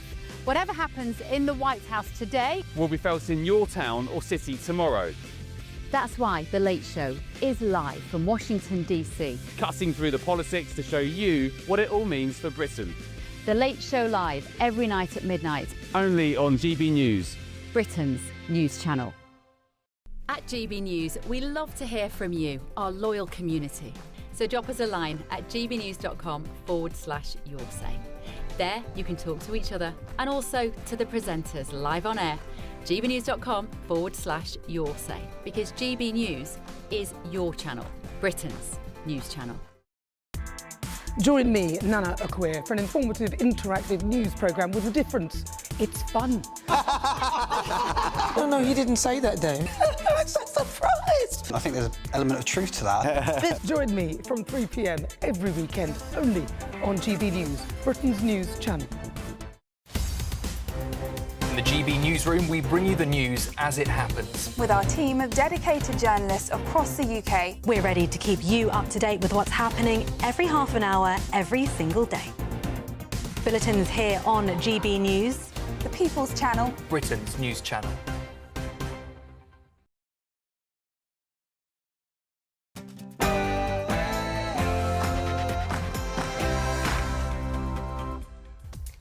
It's 11 o'clock on Wednesday, the 15th of October, live across the UK, Britain's Newsroom with Andrew Pearce and Miriam Cates.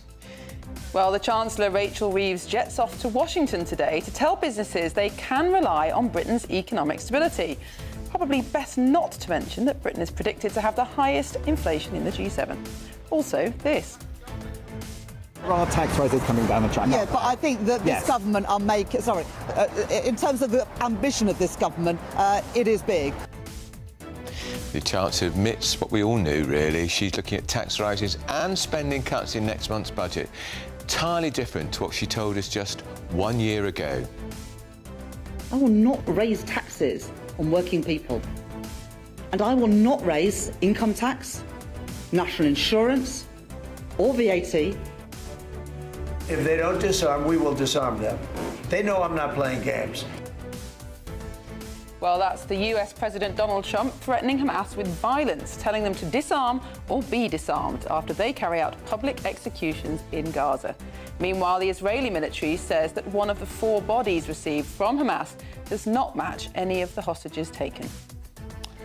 Border disorder. The Home Secretary Shabana Mahmood warns Britain's loss of border control is undermining public trust. She only just realised. And Kemi Badenoch takes on the Prime Minister at Prime Minister's Question Time from midday today. We'll have all the build-up. And later on, we'll be joined by Ofer Kasif. He's the MP in the Israeli parliament who heckled Donald Trump in the chamber on Monday. We'll find out why he did this. Over.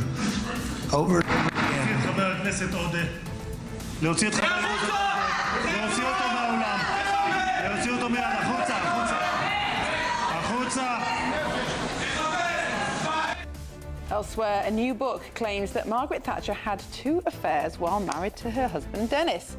We'll find out who they're supposed to be shortly, and I wonder if the owner of this Thatcher shrine might also be a dedicated Thatcher fan.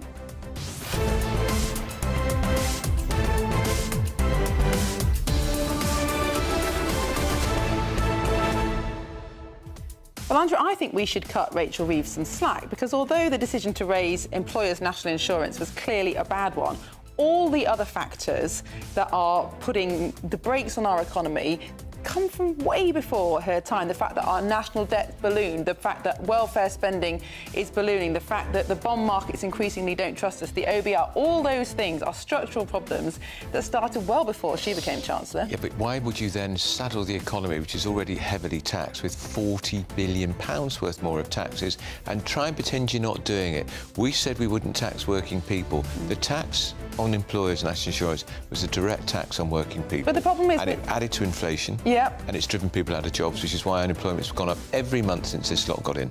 You're right, and she should be cutting spending instead of tax rises. Yeah. But the problem is that we're now so indebted, which isn't her fault. That's been going on for 20, 30 years, 25 years since Britain had a balanced budget. That's the fault of all the governments since then. What's she supposed to do? If she doesn't close this black hole, the bond markets will be on her back, we'll have a fiscal crisis. And if she doesn't raise basic rate of tax, she's going to have to mess around with all these other fiddly wealth taxes that people can get out of. It's a very difficult position to be in. I think we're heading for a fiscal crisis anyway. I fear it. Let us know, as ever, what your thoughts are on all our talking points today. Here's the news first, though, with Tatiana Sanchez.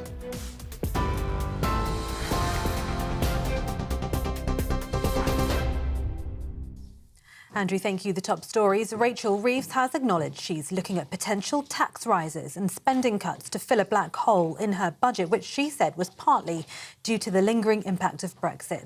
The Chancellor made the acknowledgement as she prepares for her November 26th statement. She confirmed the budget watchdog had consistently overestimated the UK's productivity, with no boom in economic growth, stubbornly high inflation and the mounting costs of government debt. Ms Reeves will have to fill a black hole estimated around £50 billion by some economists.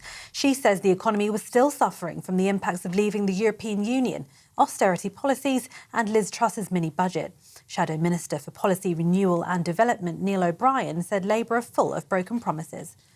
They came in and they spent 10 times more than they said they would before the election. They borrowed loads more money, and that combination of spending a lot more, taxing a lot more, tax rises that they said that they wouldn't do before the election, by the way, and borrowing a lot more, that has pushed economic growth down, and it's put us into a kind of vicious circle. They broke the promises before the election, they broke the promises they made after the election, and until something changes, we actually get a grip on spending in the way that the Conservatives are proposing, then we'll just end up in this vicious circle with the economy going down and down and down.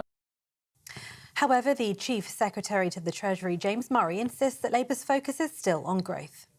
Well, the concept that a budget includes measures in relation to tax and spending is not new. Budgets always reflect on taxation and spending, but what budgets under us also focus on is growth. And we were just talking about growth a second ago in relation to the planning system, because we know that getting greater economic growth in this country is a way to make people better off. And that's why we're so focused on speeding up these planning decisions, getting shovels in the ground, getting infrastructure and homes built, because we know that will make people in every part of the UK have more money in their pockets. In other news, the Home Secretary is expected to call out Britain's failure to control its borders. Shabana Mahmood will say the government does not currently have control of Britain's borders, and the migrant crisis is destroying trust in politicians and the credibility of the country. She's hosting counterparts from the Western Balkans and other European allies in London and will demand greater international cooperation to tackle small boat crossings. The summit is designed to ensure nations on the continent strike new deals to tackle illegal migration, following Britain's one-in, one-out agreement with France signed earlier this year. The Conservatives and the Liberal Democrats are demanding the Labour government publish the evidence it submitted in the now collapsed case against two people accused of spying for China. It follows another public intervention from the Crown Prosecution Service, which has made clear it would not stand in the way if ministers chose to put their evidence in the public domain. Yesterday, senior government figures had suggested that the CPS had told them to do so would be inappropriate. Prosecutors unexpectedly dropped the case against Christopher Cash and Christopher Berry last month, prompting criticism from ministers and MPs. Both men deny the allegations. The Israeli military says one of the 4 bodies received from Hamas does not match any of the hostages. It says the terror group returned them last night, with others yet to be returned. The Red Cross retrieved the remains in coffins and handed them over to the Israeli military late last night. The transfer came after Israel warned it would restrict aid into Gaza until Hamas returned the bodies of all 28 deceased hostages. Hamas handed back 20 living hostages on Monday. The remains of 45 deceased Palestinians who'd been held in Israel were returned to Gaza yesterday, the Red Cross says. President Trump has threatened to forcibly disarm Hamas if they refuse to give up their weapons. It comes amid reports the terror group are reasserting control in Gaza just days after President Trump declared he'd secured peace in the region. Royal Mail has been fined £21 million after almost a quarter of first-class post arrived late. It follows its investigation after Royal Mail missed its targets for both first and second-class post in 2024-25. It delivered 77% of first-class mail and 92.5% of second-class mail on time in the 2024-25 financial year, which was short of its 93% and 98.5% targets. Royal Mail has said it'll continue to work hard to deliver further sustained improvements to their quality of service. And vets should be forced to publish price lists so pet owners can see costs up front and shop around for the best deal, the competition watchdog says. Owners are often unaware of prices or not given estimates for treatments that can run into thousands of pounds, its investigation into soaring vet costs found. Vet prices have risen at nearly twice the rate of inflation, the Competition and Markets Authority also found. The British Veterinary Association welcomed the call for more transparency, but warned if the CMA does not get prices lists right, it could create a greater confusion for consumers. Those are the latest GB News headlines. For now, more from me in half an hour. Cheers Britannia Wine Club proudly sponsors the GB News Financial Report. Here's a quick snapshot of today's markets. The pound will buy you $1.345 and €1.1471. The price of gold is £3,153.51 per ounce. The FTSE 100 at 9,417 points. Cheers Britannia Wine Club proudly sponsors the GB News Financial Report.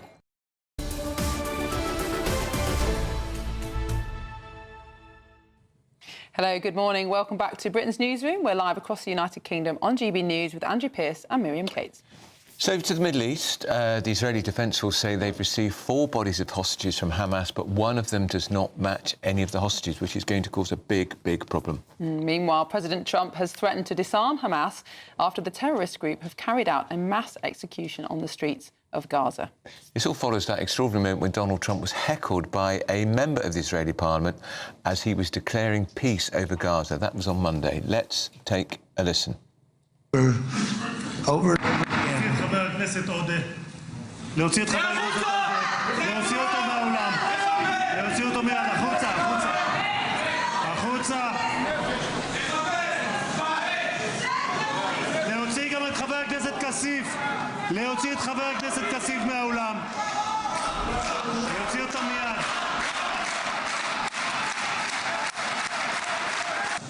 That was very efficient.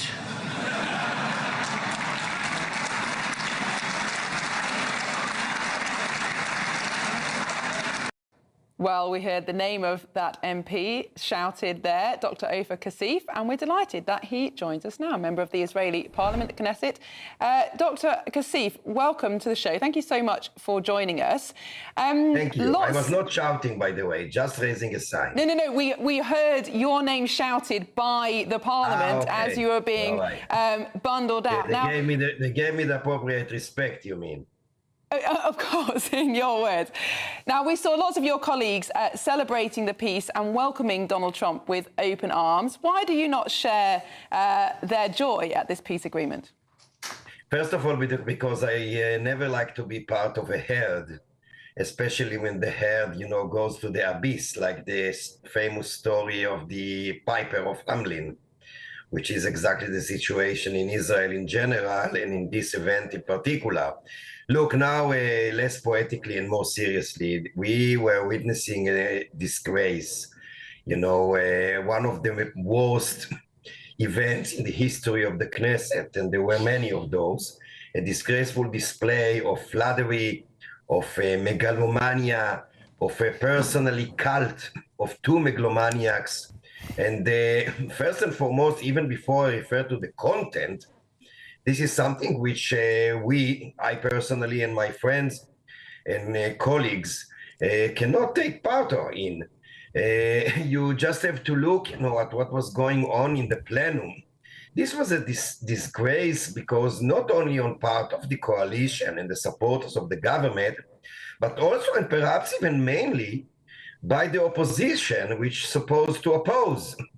They forgot how to oppose, and for 2 years now, most of the time, joined forces and aligned itself with the government, its crimes and its atrocities in Gaza, in the West Bank, etc., but also decided to join forces with the coalition in such a disgrace event.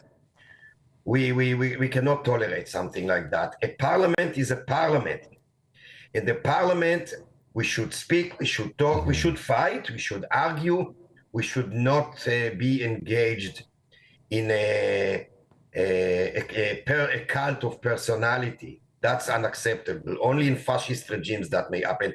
I must say, before you ask me the next question, if I may, that the whole event, reminded me so much the scene in the motion picture The Wall of Pink Floyd's, when Pink, if you remember, I guess you did watch the film, when Pink is standing in front of a huge crowd, or herd if you like, and shouts, "Get them up against the wall." That's how I felt. Right. I hear that, Dr. Kasif, and I get what you're saying. Megalomaniac he may be, Donald Trump, but I think you would agree, would you not? There would be no ceasefire if it wasn't for that megalomaniac. First of all, let me express my and our joy over the end of the genocide and the release of the Israeli hostages. We've been the pioneers in the struggle to stop the genocide and release the hostages from the very beginning. I dare say that we were the only ones in the beginning, and the others only follow suit afterwards without admitting that. So I'm the last one who should be preached to celebrate the end of the genocide and the release of the hostages. We kept in close relations with many of the families of the hostages and the victims. We still do. And I'm very, very joyful over this end of the genocide and the release of the hostages. 100%, no reservations whatsoever. It is, of course, mixed with a huge pain and sadness and also rage over the death toll in Gaza and among the hostages and the Israeli soldiers that could be prevented. And it was not prevented because the government of Israel preferred to breach the previous agreement that was in place until last March. And the Israeli government, and Netanyahu especially, wanted knowingly to breach and violate the agreement at the expense of thousands and thousands of Palestinians and the Israeli hostages and soldiers, knowing that more were going to be killed in agony and tortured. And they did it under the auspices of Trump. We cannot ignore that. Trump is not a savior. This is a deformed, this is a twisted way to look at him. Dr.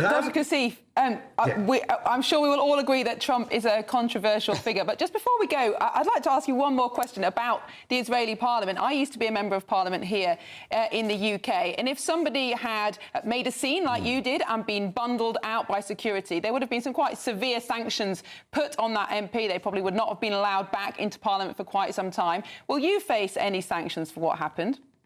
I'm happy you asked this question because I've been suspended in the last 2 years altogether for 10 months. I just literally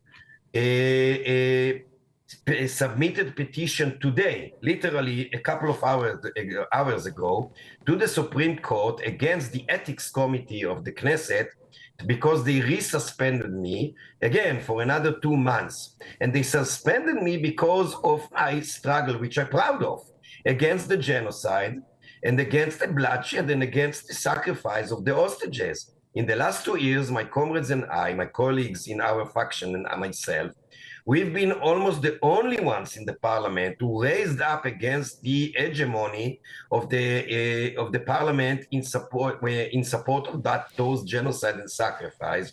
And I've been sanctioned because of my parliamentarian obligation that I committed.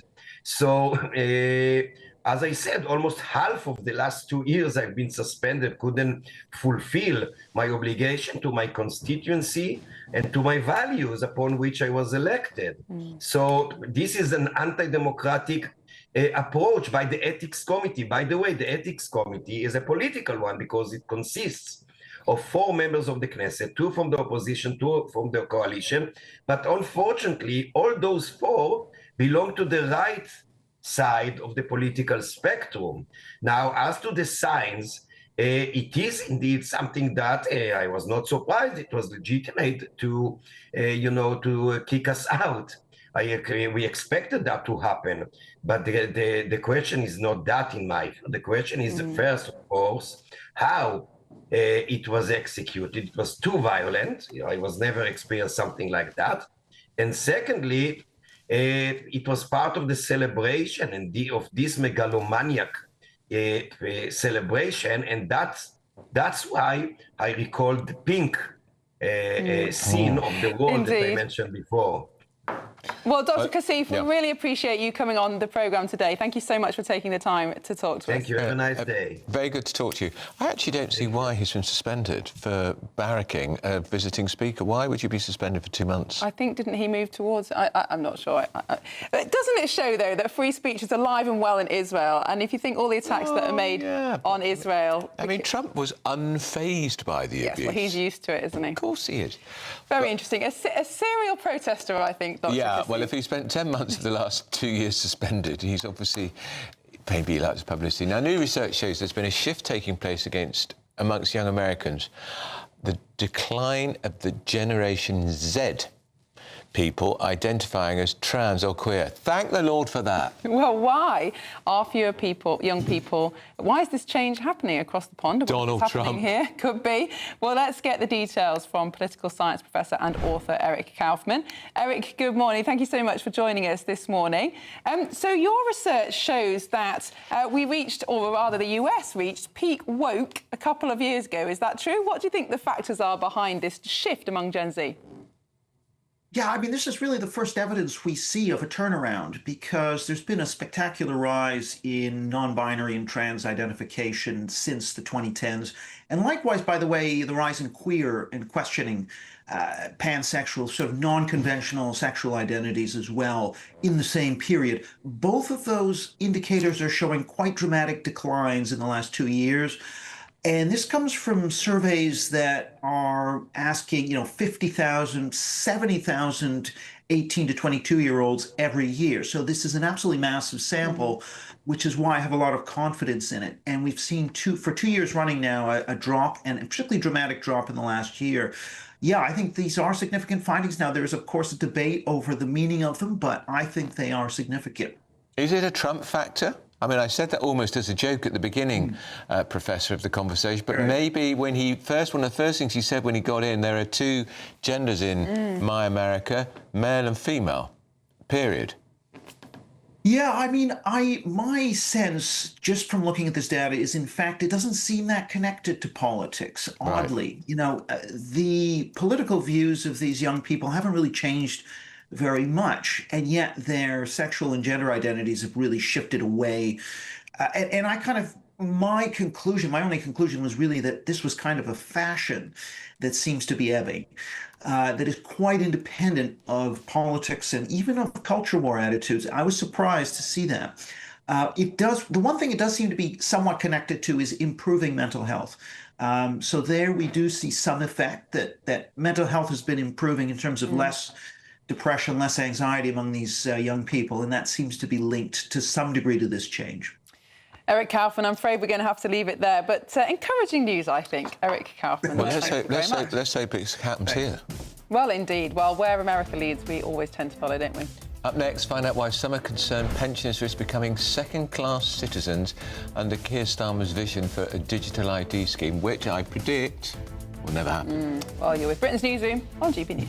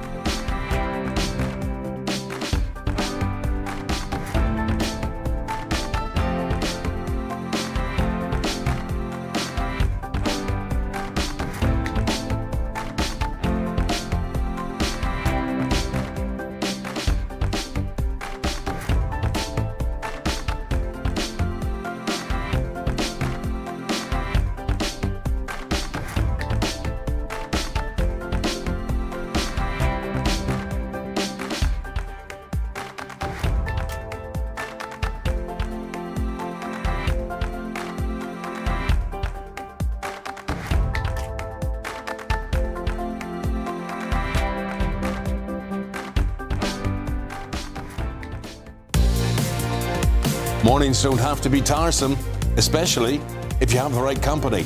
Wake up to news as it happens, opinion and debate, and of course, a little bit of entertainment too. Because when the kettle's on, we're on. That's Breakfast on GB News, a show worth waking up for. Every morning from 6 a.m. Only on the People's Channel, Britain's news channel. We'll spread the news, you spread the word. Westminster, the ultimate clique. And you're fighting like rats in a sack. But here on the Camilla Tominey Show, we ask the questions the establishment media is too scared to ask. OK, let me ask you a straight question, because I know you're a straight-talking politician. Whether it's net zero, illegal immigration or law and order, nothing is off limits. You had the power then. Yeah, as I and say, now you've lost it. That's the Camilla Tominey Show, a politics show that's fearless. But no, let me finish my question if you don't mind, because it is my show. Sundays at 9:30, only on GB News, the People's Channel, Britain's news channel. At GB News, we love to hear from you, our loyal community. So drop us a line at gbnews.com/yoursay. There you can talk to each other and also to the presenters live on air. gbnews.com/yoursay, because GB News is your channel, Britain's news channel.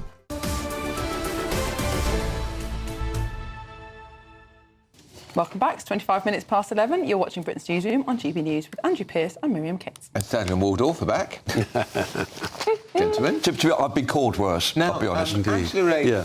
The gift that just keeps giving. Yeah, I mean, look... The Deputy Prime Minister was the Housing Secretary who didn't realise that she had to pay £40,000 stamp duty like the rest of us do when you buy another home. Yeah, and was sacked. That's right. And then, of course, questions asked, well, surely, if you're a lady of principle, you won't take the payoff money, will you? You know, the £17,000. And no answer ever came. Now it's been disclosed, and exclusive in the Daily Mail this morning, that it suddenly passed into her bank account, you know. And how much has she got? 17,000. How did the Daily Mail know what's in her bank account? Well, that's a bit worrying, isn't it? Yeah, exactly. In opposition, Ms Rayner campaigned to ban departing ministers who breached the code from collecting a payout. She did. Yeah. Hang on a second. She's a five-star hypocrite. Hang on a second. Liz Truss has now had security for the rest of her life. She was Prime Minister for 40 days. Another smokescreen. Can I just tell you this? It is absolutely obvious to me, as a political observer for decades, that Angela Rayner is already on the road back to power. It's obvious. Everything about her has gone completely quiet, right? She hasn't made any noises. Nobody is batting on her side because it's all happening behind the scenes. And I noticed over the weekend that the on-off boyfriend seems to be on again and has been seen around the whole flat. Who gives a... Exactly.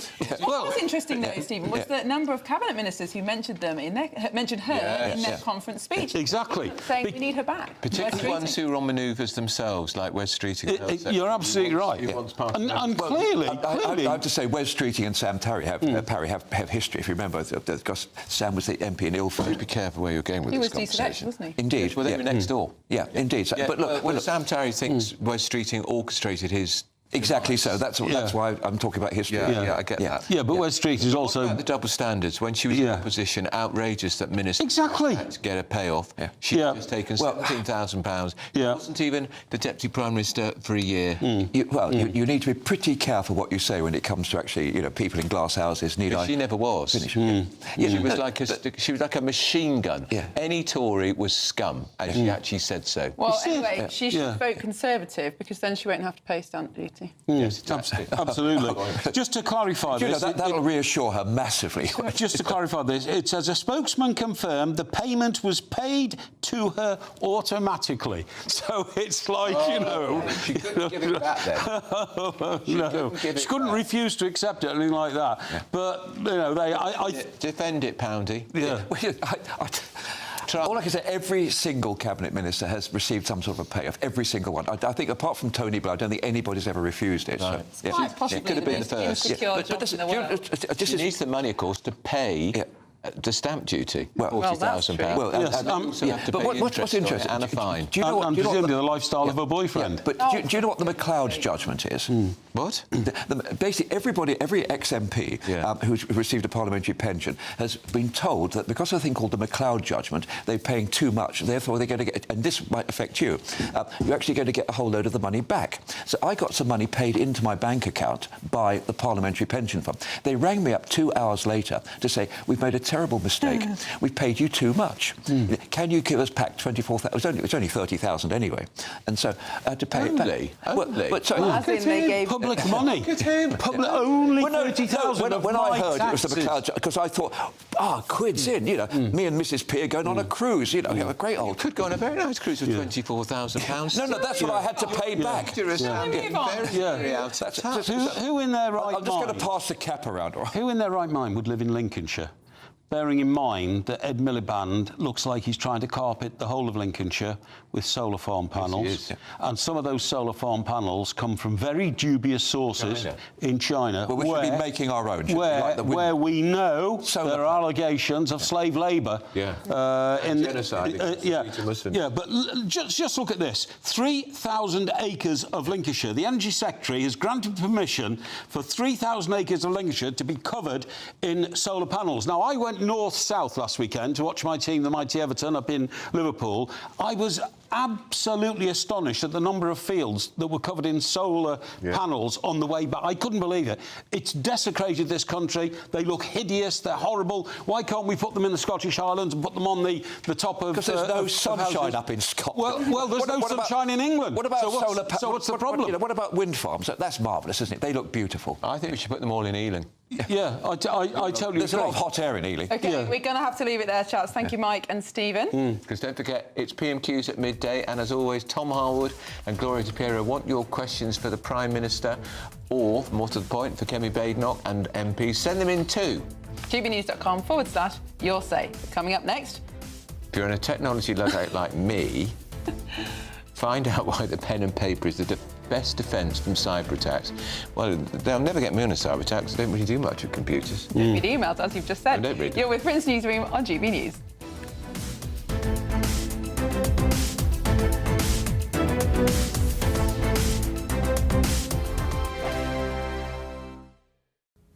Hello and welcome to the latest update from the Met Office for GB News. It's another cloudy day for most of us, very similar to the last few days. A few light showers coming out of the low cloud, misty and gloomy, but not for everyone. There is some sunshine out there, and the favoured spots for sunshine, western parts of the UK, particularly West Wales, the southwest, as well as central and northern parts of Scotland.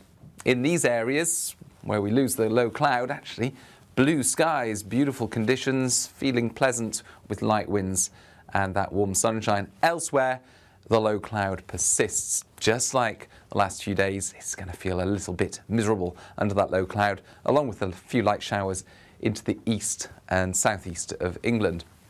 One or two light showers coming along as well for the far north of Scotland. Otherwise, it is a grey end to the day for Shetland, for Orkney as well. Parts of northern Scotland, although a large swathe of Scotland will see the low cloud being broken up because of the higher ground. And it's similar across parts of West Wales and the southwest. As the low cloud comes in from the east, it gets broken up by the rugged terrain and we see clear skies prevail. There'll be some breaks developing elsewhere, so the cloud fairly fickle in places. It's not going to be entirely solid overnight, and where we do see those breaks, for example, some southern parts of England, more especially West Wales, parts of Scotland, we'll see temperatures dip into the mid-single figures. Otherwise, under the cloud, it's typically 8 to 11 degrees as we start off Thursday. And plenty of that cloud continuing through the day. A few more light showers coming into the north of Scotland as well as the far southeast, but otherwise most places are dry, are settled, light winds, but with a lot of cloud. Some holes developing in the cloud, nevertheless, across eastern parts, a few glimpses of sunshine at last in places. You want to know what's really going on in the corridors of power? Labour don't know what to do with you half the time, and that makes you quite lethal in the chamber. Get behind the headlines with Chopper's Political Podcast. Join me, Christopher Hope, as I sit down with the great and the good of British politics. We'll see where this ruling takes us. These are the stories shaping our nation. Chopper's Political Podcast, available now on all platforms. Listen in and stay ahead. Decisions made in Washington aren't just shaping America, they're shaping Britain too. From migration to global security, from crime to health. Whatever happens in the White House today will be felt in your town or city tomorrow. That's why The Late Show is live from Washington, D.C. Cutting through the politics to show you what it all means for Britain. The Late Show live every night at midnight. Only on GB News, Britain's news channel.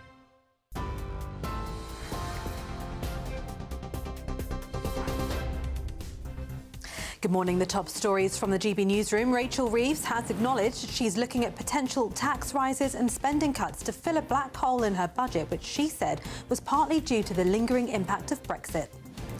The Home Secretary is expected to call out Britain's failure to control its borders. Shabana Mahmood's hosting counterparts from the Western Balkans, where she'll say the government does not currently have control of Britain's borders and the migrant crisis is destroying trust in politicians and the credibility of the country. The Israeli military says one of the 4 bodies received from Hamas does not match any of the hostages. It says the terror group returned them last night, with others yet to be returned. And Royal Mail has been fined £21 million after almost a quarter of first-class post arrived late. Those are the latest GB News headlines. For now, more from me at 1 o'clock. For all the latest from GB News whilst you're on the go, get the GB News app. Scan the QR code now to download or visit gbnews.com/app.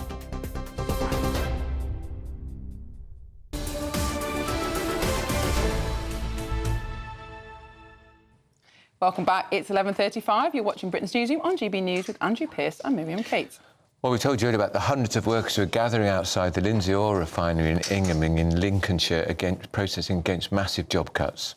While those rallying are blaming the government's net zero plans for their difficulties. So we're going to talk to GB News Yorkshire and Humberside reporter Anna Riley, who is there for us. Anna. I've seen them jumping from ship to ship like rats. Good morning. Yes, you join us now as that rally is ongoing. Hundreds or so workers have turned out giving speeches. And we're now joined by Dame Andrea Jenkins, Mayor for Greater Lincolnshire. Just tell us why you've turned out today. I turned up at the last one as well, and I've been supporting the workers. It's all about the workers right from the beginning, actually. And I've also been working in the background, so has Richard Tice, and there are some good deals on the table. And as you know, the General Secretary has even said, why are they not considering these? There's deals on the table to save the whole refinery, all the jobs, and they're not even considering them. So then there's got to be transparency. But on top of that, it's the way they're dealing with the workers. I mean, I was really heartbroken to hear a story. A couple of weeks ago, they literally workers had done a 12-hour shift. They separated them into 2 rooms. You're staying, you're going, like it's some sick game show, and then they had to go home. And so it's about the workers, and it's not often I agree with the unions, but we've seen the General Secretary calling for Miliband to resign, and she's right. They don't care about the oil and gas industry, and why should we import it? What's going to be the impact on the local economy if the workers lose their jobs? There, up to 1,000 workers could lose their jobs, and then thousands in the supply chain as well.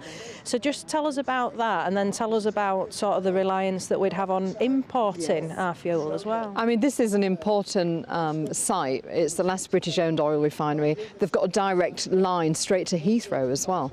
So it's strategically important for Britain and energy security. Now, the community, we've just heard one of the, I mean, I've been working with one of the workers, Jamie, who's on at the moment.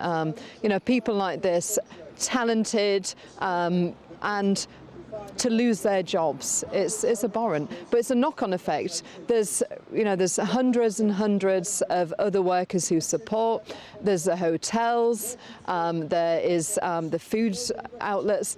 But for a community like this to lose so many jobs, it's abhorrent actually, when it could be saved, because the deals on the table will not cost taxpayers money. It's a no-brainer. Why would they not consider that? Thank you for speaking with us this morning. Thank you, Dame Andrea Jenkins there. So, as we can see, this rally is still ongoing, being led by Unite. They're calling on the government to do more, to get a deal on the table, to save this oil refinery, responsible for 25% of the UK's diesel. Crucial for us, crucial for workers, and crucial for the economy. So we'll be here throughout the morning, listening to this rally, speaking to workers and updating our viewers. All right, that's Anna Riley up there for us in England. And of course, if Ed Miliband was on the programme, chance to be a fine thing, because we've asked him a million times, he won't come on. He is, of course, the net zero fanatic in the cabinet. He would argue that they're after clean energy and we've got to move to net zero, which is why places like Immingham are being downgraded or closed. And it's a specious argument. We've been promised that there are potential jobs in this green revolution, and perhaps they could be, but at the moment, that's right, we're not really seeing them. Well, on to our next story, and businesses are being urged to have a pen and paper backup plan in case of cyber attacks. You would have known the very high-profile hacks on Marks & Spencer and the Co-op. Well, the CEO of Britain's National Cybersecurity Centre says we must prepare to operate without IT and rebuild systems quickly after any incidents. Let's speak to former government advisor on cybersecurity, Andrew Jenkinson. Andrew, do we need to go back to pen and paper? Because if so, I'm very, very happy. Andrew's already prepared. Keep it at hand, that's for sure. I call this the satellite navigation syndrome. We've all become so used to technology that we forget how to go somewhere or someone's phone number. The challenge with that statement is a little bit of a failure, confirmation that we're not doing our job very well. It is so true that we've all become completely over-reliant on technology, and perhaps that's not such a problem in personal lives. You know, if your phone dies, well, just don't phone anybody. But in businesses, when entire systems, security, data relies on sometimes very centralised IT programmes, it can be catastrophic if they're hacked. Oh, absolutely. If you just look at the Marks & Spencers and the Jaguar Land Rover, both written off something around £3 billion each. A lot of money. A lot of money. Obviously, production at Jaguar Land Rover still hasn't picked up properly yet. Marks & Spencer's online is still exposed, let's just say. The issues are massive, and then you've got the repercussions of the non-taxable income that's written off. So it's hardly surprising that Rachel Reeves is going to increase taxes because we're losing at the other end. What do we as ordinary Joe Soap do to protect ourselves? What can we do? Don't go online.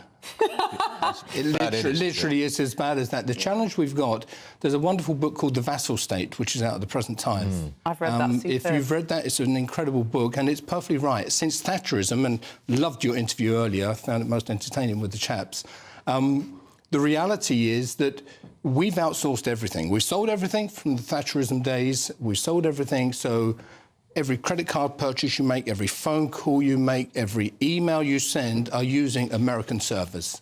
Right. Those American servers aren't obviously based here, so we've got zero data sovereignty and zero accountability. So with all of those cyber attacks that you'll mention, whether it be the NHS, whether it be the Transport for London, whether it be any of these organisations, they're all relying on compromised servers that are not UK-based. And therefore our own government has very limited influence on how they're regulated and secured. Incredibly so, and yet we're signing up contracts worth billions to Google, Amazon, Microsoft, etc. every day. Andrew, the people who do the cyber attacks, do they make money out of it, or are they just some form of online anarchist? There's three types of cyber attacks. Right. It's quite important to understand. If you go back to when petty theft was an issue, it's no longer so much an issue, but there's the smash and grab cyber attack, which is we want to take some data, we want to get in, get out, take some data and hold it to ransom.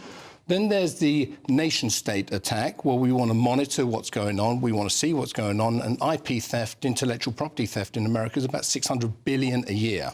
It's massive. Some countries around the world build on the back of the blueprints that they steal for zero R&D. So the savings are incredible. And then you've got the situations whereby they close down an airport or an entire airspace, like we saw in 2023 with the Federal Aviation Administration and the National Air Traffic Control. They both lost command control of their servers. So someone else had the control of their servers, which could cause a digital 9/11. So they're the three variants. They're all very powerful, but they all exploit the same thing: insecure internet assets and servers. So I need to get a feather quill and pot of ink. I think you'd be safer, seriously. These things... My fourth book is titled Surveillance, the Blueprint for Cybercrime. And it very much is the case. After 9/11, the presidential order said we want to be able to survey everything. Yeah. And all the major players, all the technology companies, etc., allowed that surveillance, but that now is being exploited by bad guys. Well, Andrew Jenkinson, thank you very much. Very concerning. I think we're very overexposed. We'll definitely have to cover this again. Now, up next, you'll be shocked to discover how many parents believe it's not important for their children to be potty trained before they start school. Can you believe this? You won't be able to believe the number. But first of all, if you want to get away, here's the forecast for our top European destinations. You're looking happy. Well, the forecast looks good. So you've sorted the travel insurance then? All Clear Travel Insurance sponsors GB News Travel Destinations Forecast. If you are searching for some holiday sunshine, I can recommend Portugal as one of the warmer and sunnier spots on Thursday. Drier in the Balearics following a wet start to the week, but the rain that has affected parts of Spain and the Balearics now moving through Sardinia, affecting parts of southern Italy into Greece as well. So very lively thunderstorms and some large rainfall amounts. Still some showers across Spain, otherwise mostly fine for Portugal. And the wet weather in Greece becomes more widespread into Croatia and Greece later on. All Clear Travel Insurance sponsors GB News Travel Destinations Forecast. Welcome back to Britain's Newsroom with Andrew and Beth. Hello everyone, Patrick Christie's here. I'm Michelle Drew, Britain's News Channel. Access the stories that matter to you. Take the GB News family with you on any device. And as long as you have an internet connection, tune in to GB News anywhere on the planet or beyond. GB News, the People's Channel, Britain's news channel. At GB News, we love to hear from you, our loyal community. So drop us a line at gbnews.com/yoursay. There you can talk to each other and also to the presenters live on air. gbnews.com/yoursay, because GB News is your channel, Britain's news channel. Hi, I'm Michelle Dewberry, and my show is your opportunity to cut through all the noise and dive in headfirst to some robust debates. Ideas clash. Situation, no, isn't it? No, because the failure is you're deliberately avoiding my point. Nothing's held back. And if you think this is the end of it, wait for more. And we do not shy away from the difficult stuff. Sometimes I want to shake people and say, if only you understood. So join me on Jubes & Co. weeknights at 6 p.m, only on GB News, Britain's news channel. Join me, Nana Akwe, for an informative, interactive news programme with a difference. It's fun. No, he didn't say that, Dave. I'm so surprised. I think there's an element of truth to that. Join me from 3 p.m. every weekend, only on GB News, Britain's news channel. Mornings don't have to be tiresome, especially if you have the right company. Wake up to news as it happens, opinion and debate, and of course, a little bit of entertainment too. Because when the kettle's on, we're on. That's Breakfast on GB News, a show worth waking up for. Every morning from 6 a.m. Only on the People's Channel, Britain's news channel. We'll spread the news, you spread the word. Britain was once the envy of the world. But look around. A nation that no longer knows what it is or where it's going. A country that's broken. How do we fix Britain? How do we bring it back? Friday night with Matt Goodwin at 8 p.m, only on GB News. You want to know what's really going on in the corridors of power? Labour don't know what to do with you half the time, and that makes you quite lethal in the chamber. Get behind the headlines with Chopper's political podcast. Join me, Christopher Hope, as I sit down with the great and the good of British politics. We'll see where this ruling takes us. These are the stories shaping our nation. Chopper's political podcast, available now on all platforms. Listen in and stay ahead.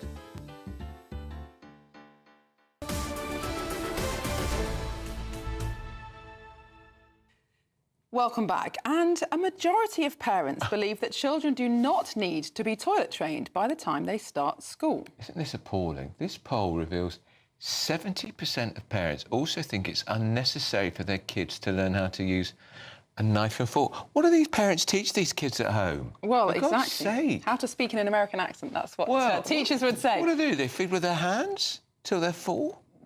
Well, probably, yes. Well, do parents need to step up their game? We're going to speak now to the Kindred Square's Chief Executive, Felicity Gillespie.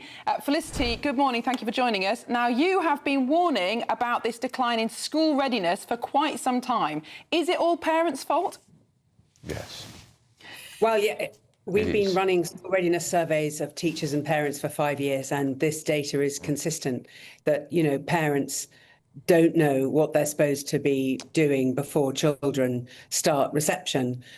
Is it all their faults? Well, that's arguable, isn't it? Because one could say that parenting styles are as much a product of our culture as the cause of it. You know, if we're telling teachers that they need to be brushing children's teeth in school, then we can't really be surprised at the same time if parents don't think they need to bother. No. Do you think that was a mistake by the government to say that teachers should step in to show children how to brush their teeth? I think it's really difficult when you've got the biggest cause of hospitalisation of 5 to 9-year-olds being tooth decay. I think it's not unreasonable for the government to feel that something must be done. But at the same time, you know, parents are our children's first educators at birth. They are the most important people in their children's lives, and ultimately they need to be doing the work of being the first educator from birth. And if they're not doing it, then who else is going to? Yeah. Now, there's been lots of talk about the potty training issue. It was almost unheard of a generation ago for children to arrive in school not potty trained. But let's talk about some of the other factors in school readiness. The ability, for example, to recognise your own name, to put a coat on, to be able to communicate and respond to basic requests. Why have those things declined so much in our 4-year-olds? I think we're not really sure of the exact reasons, but I think there are lots of different contributing factors. So, for instance, if one of the ways that a child learns to speak is by what we call serve and return. So it's the interaction, like a tennis match. You make a sound, I respond. You respond to me, I respond to you. And it's that interaction that's critical. If I'm on my phone, every time you're trying to, knock me a tennis ball, that interaction isn't happening. So, for instance, that can be a cause of why children aren't reading. Another thing we found in our survey, 28% of children starting school don't know what to do with a picture book. So they're swiping and tapping it. Again, if you're not reading to your child and with them, showing them picture books right from a very early age, way before they start school or start learning letters or anything, but if you're not getting them in the habit of that exercise of turning pages and looking at stories, then they're not going to develop those skills later on. And Felicity, as you said, parents are a product of this culture. They've seen unbelievable change in the last 15 years. But what really can the government do about this? Just very briefly, because we're nearly at the end of the show. I think help them, let them know what they should be doing. There's a startingreception.co.uk website that the early years sector have now put together, which tells parents what these skills are. And there's lots of tips and tricks alongside that. So I think for parents to engage and for the government to promote the need for parents to engage would really help. Well, Felicity Gillespie, thank you so much for that. And a very worrying story. Terrible. I think it's really shocking. Now, still to come, Kemi Badenoch will take on Sir Keir Starmer. It'll be the first Prime Minister's question since Parliament got back after the long, long summer recess. Stay with us for all the build-up. This is Britain's Newsroom on GB News.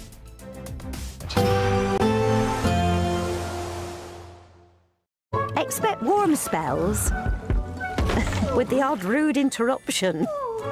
Boxed Boilers sponsors the weather on GB News.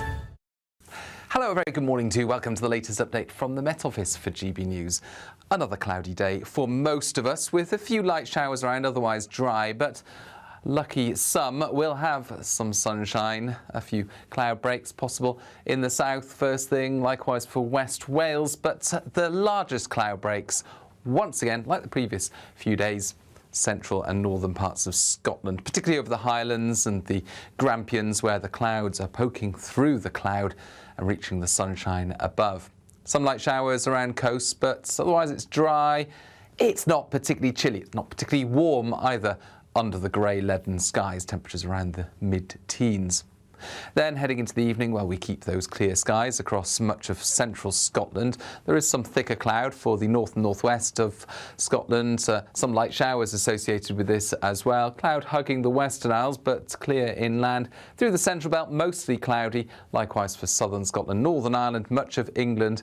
But for Wales, well, a large part of West Wales and parts of Cornwall and Devon seeing some clear spells as we go into the night. And that's why we'll see big contrasts overnight from place to place, because where we keep the cloud, it's going to be a mild night.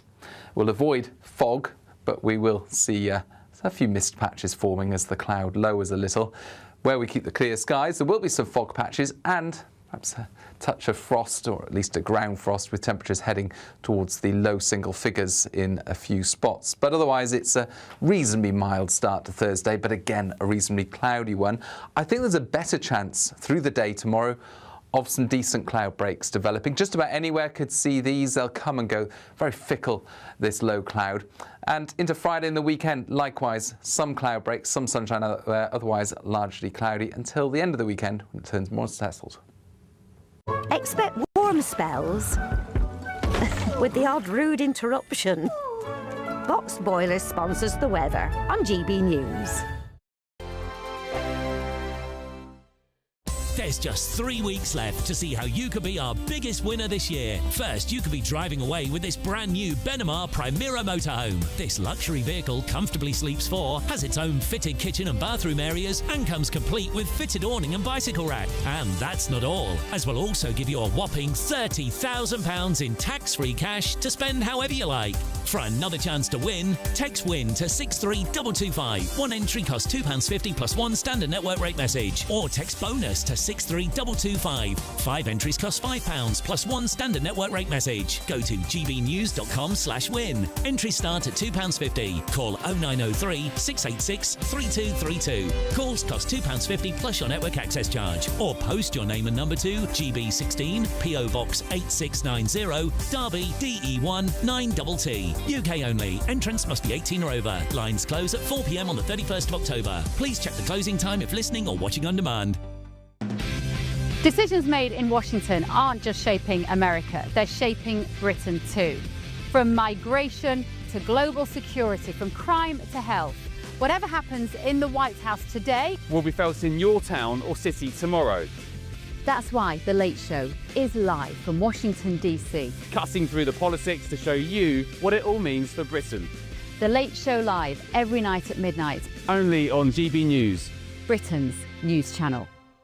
Bold. They are under no illusion. Ray. Are you a human trafficker? Boundless. I've had enough of the nonsense, and I'm not afraid to say it. Don't get us on the BBC. Every weeknight, I tear through the headlines. The smell of gasoline. Should we be worried about it? From Westminster madness to cultural war chaos. What I'm going to do now is they are throwing things out the car as we speak. Get ready, Britain. Here we go. Patrick Christie's tonight, weeknights from 9 p.m. only on GB News, Britain's news channel. At GB News, we love to hear from you, our loyal community. So drop us a line at gbnews.com/yoursay. There you can talk to each other and also to the presenters live on air. gbnews.com/yoursay, because GB News is your channel, Britain's news channel. Join me, Nana Akweer, for an informative, interactive news programme with a difference. It's fun. No, he didn't say that, Dave. I'm so surprised. I think there's an element of truth to that. Join me from 3 p.m. every weekend, only on GB News, Britain's news channel. In the GB Newsroom, we bring you the news as it happens. With our team of dedicated journalists across the UK, we're ready to keep you up to date with what's happening every half an hour, every single day. Bulletins here on GB News, the People's Channel, Britain's news channel.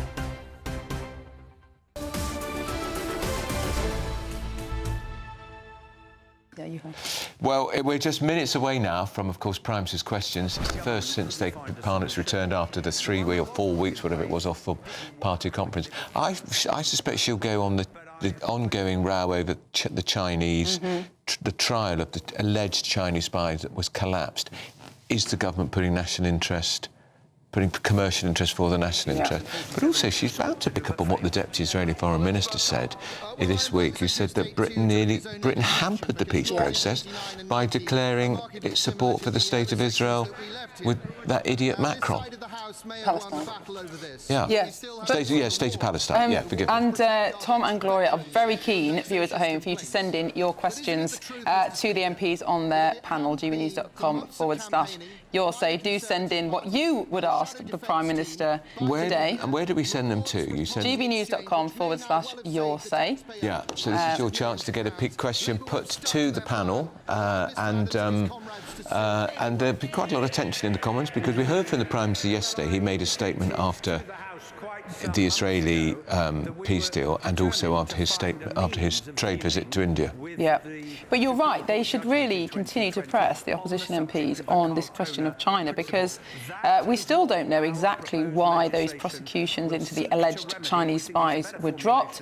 We don't know whether or not this supposed Chinese super embassy will be given planning permissions. Lots and lots of security questions over that. And of course, the super embassy, which would be near Tower Hill, there's a fear that in the basement they would have a super spying centre which could link into our complex system of underground cables, which carries so much information. Exactly. It's very worrying. And in the planning proposals, there are a number of rooms in the basement of the plans that are blacked out with unknown use, which seems extraordinary. How can't get planning permission then?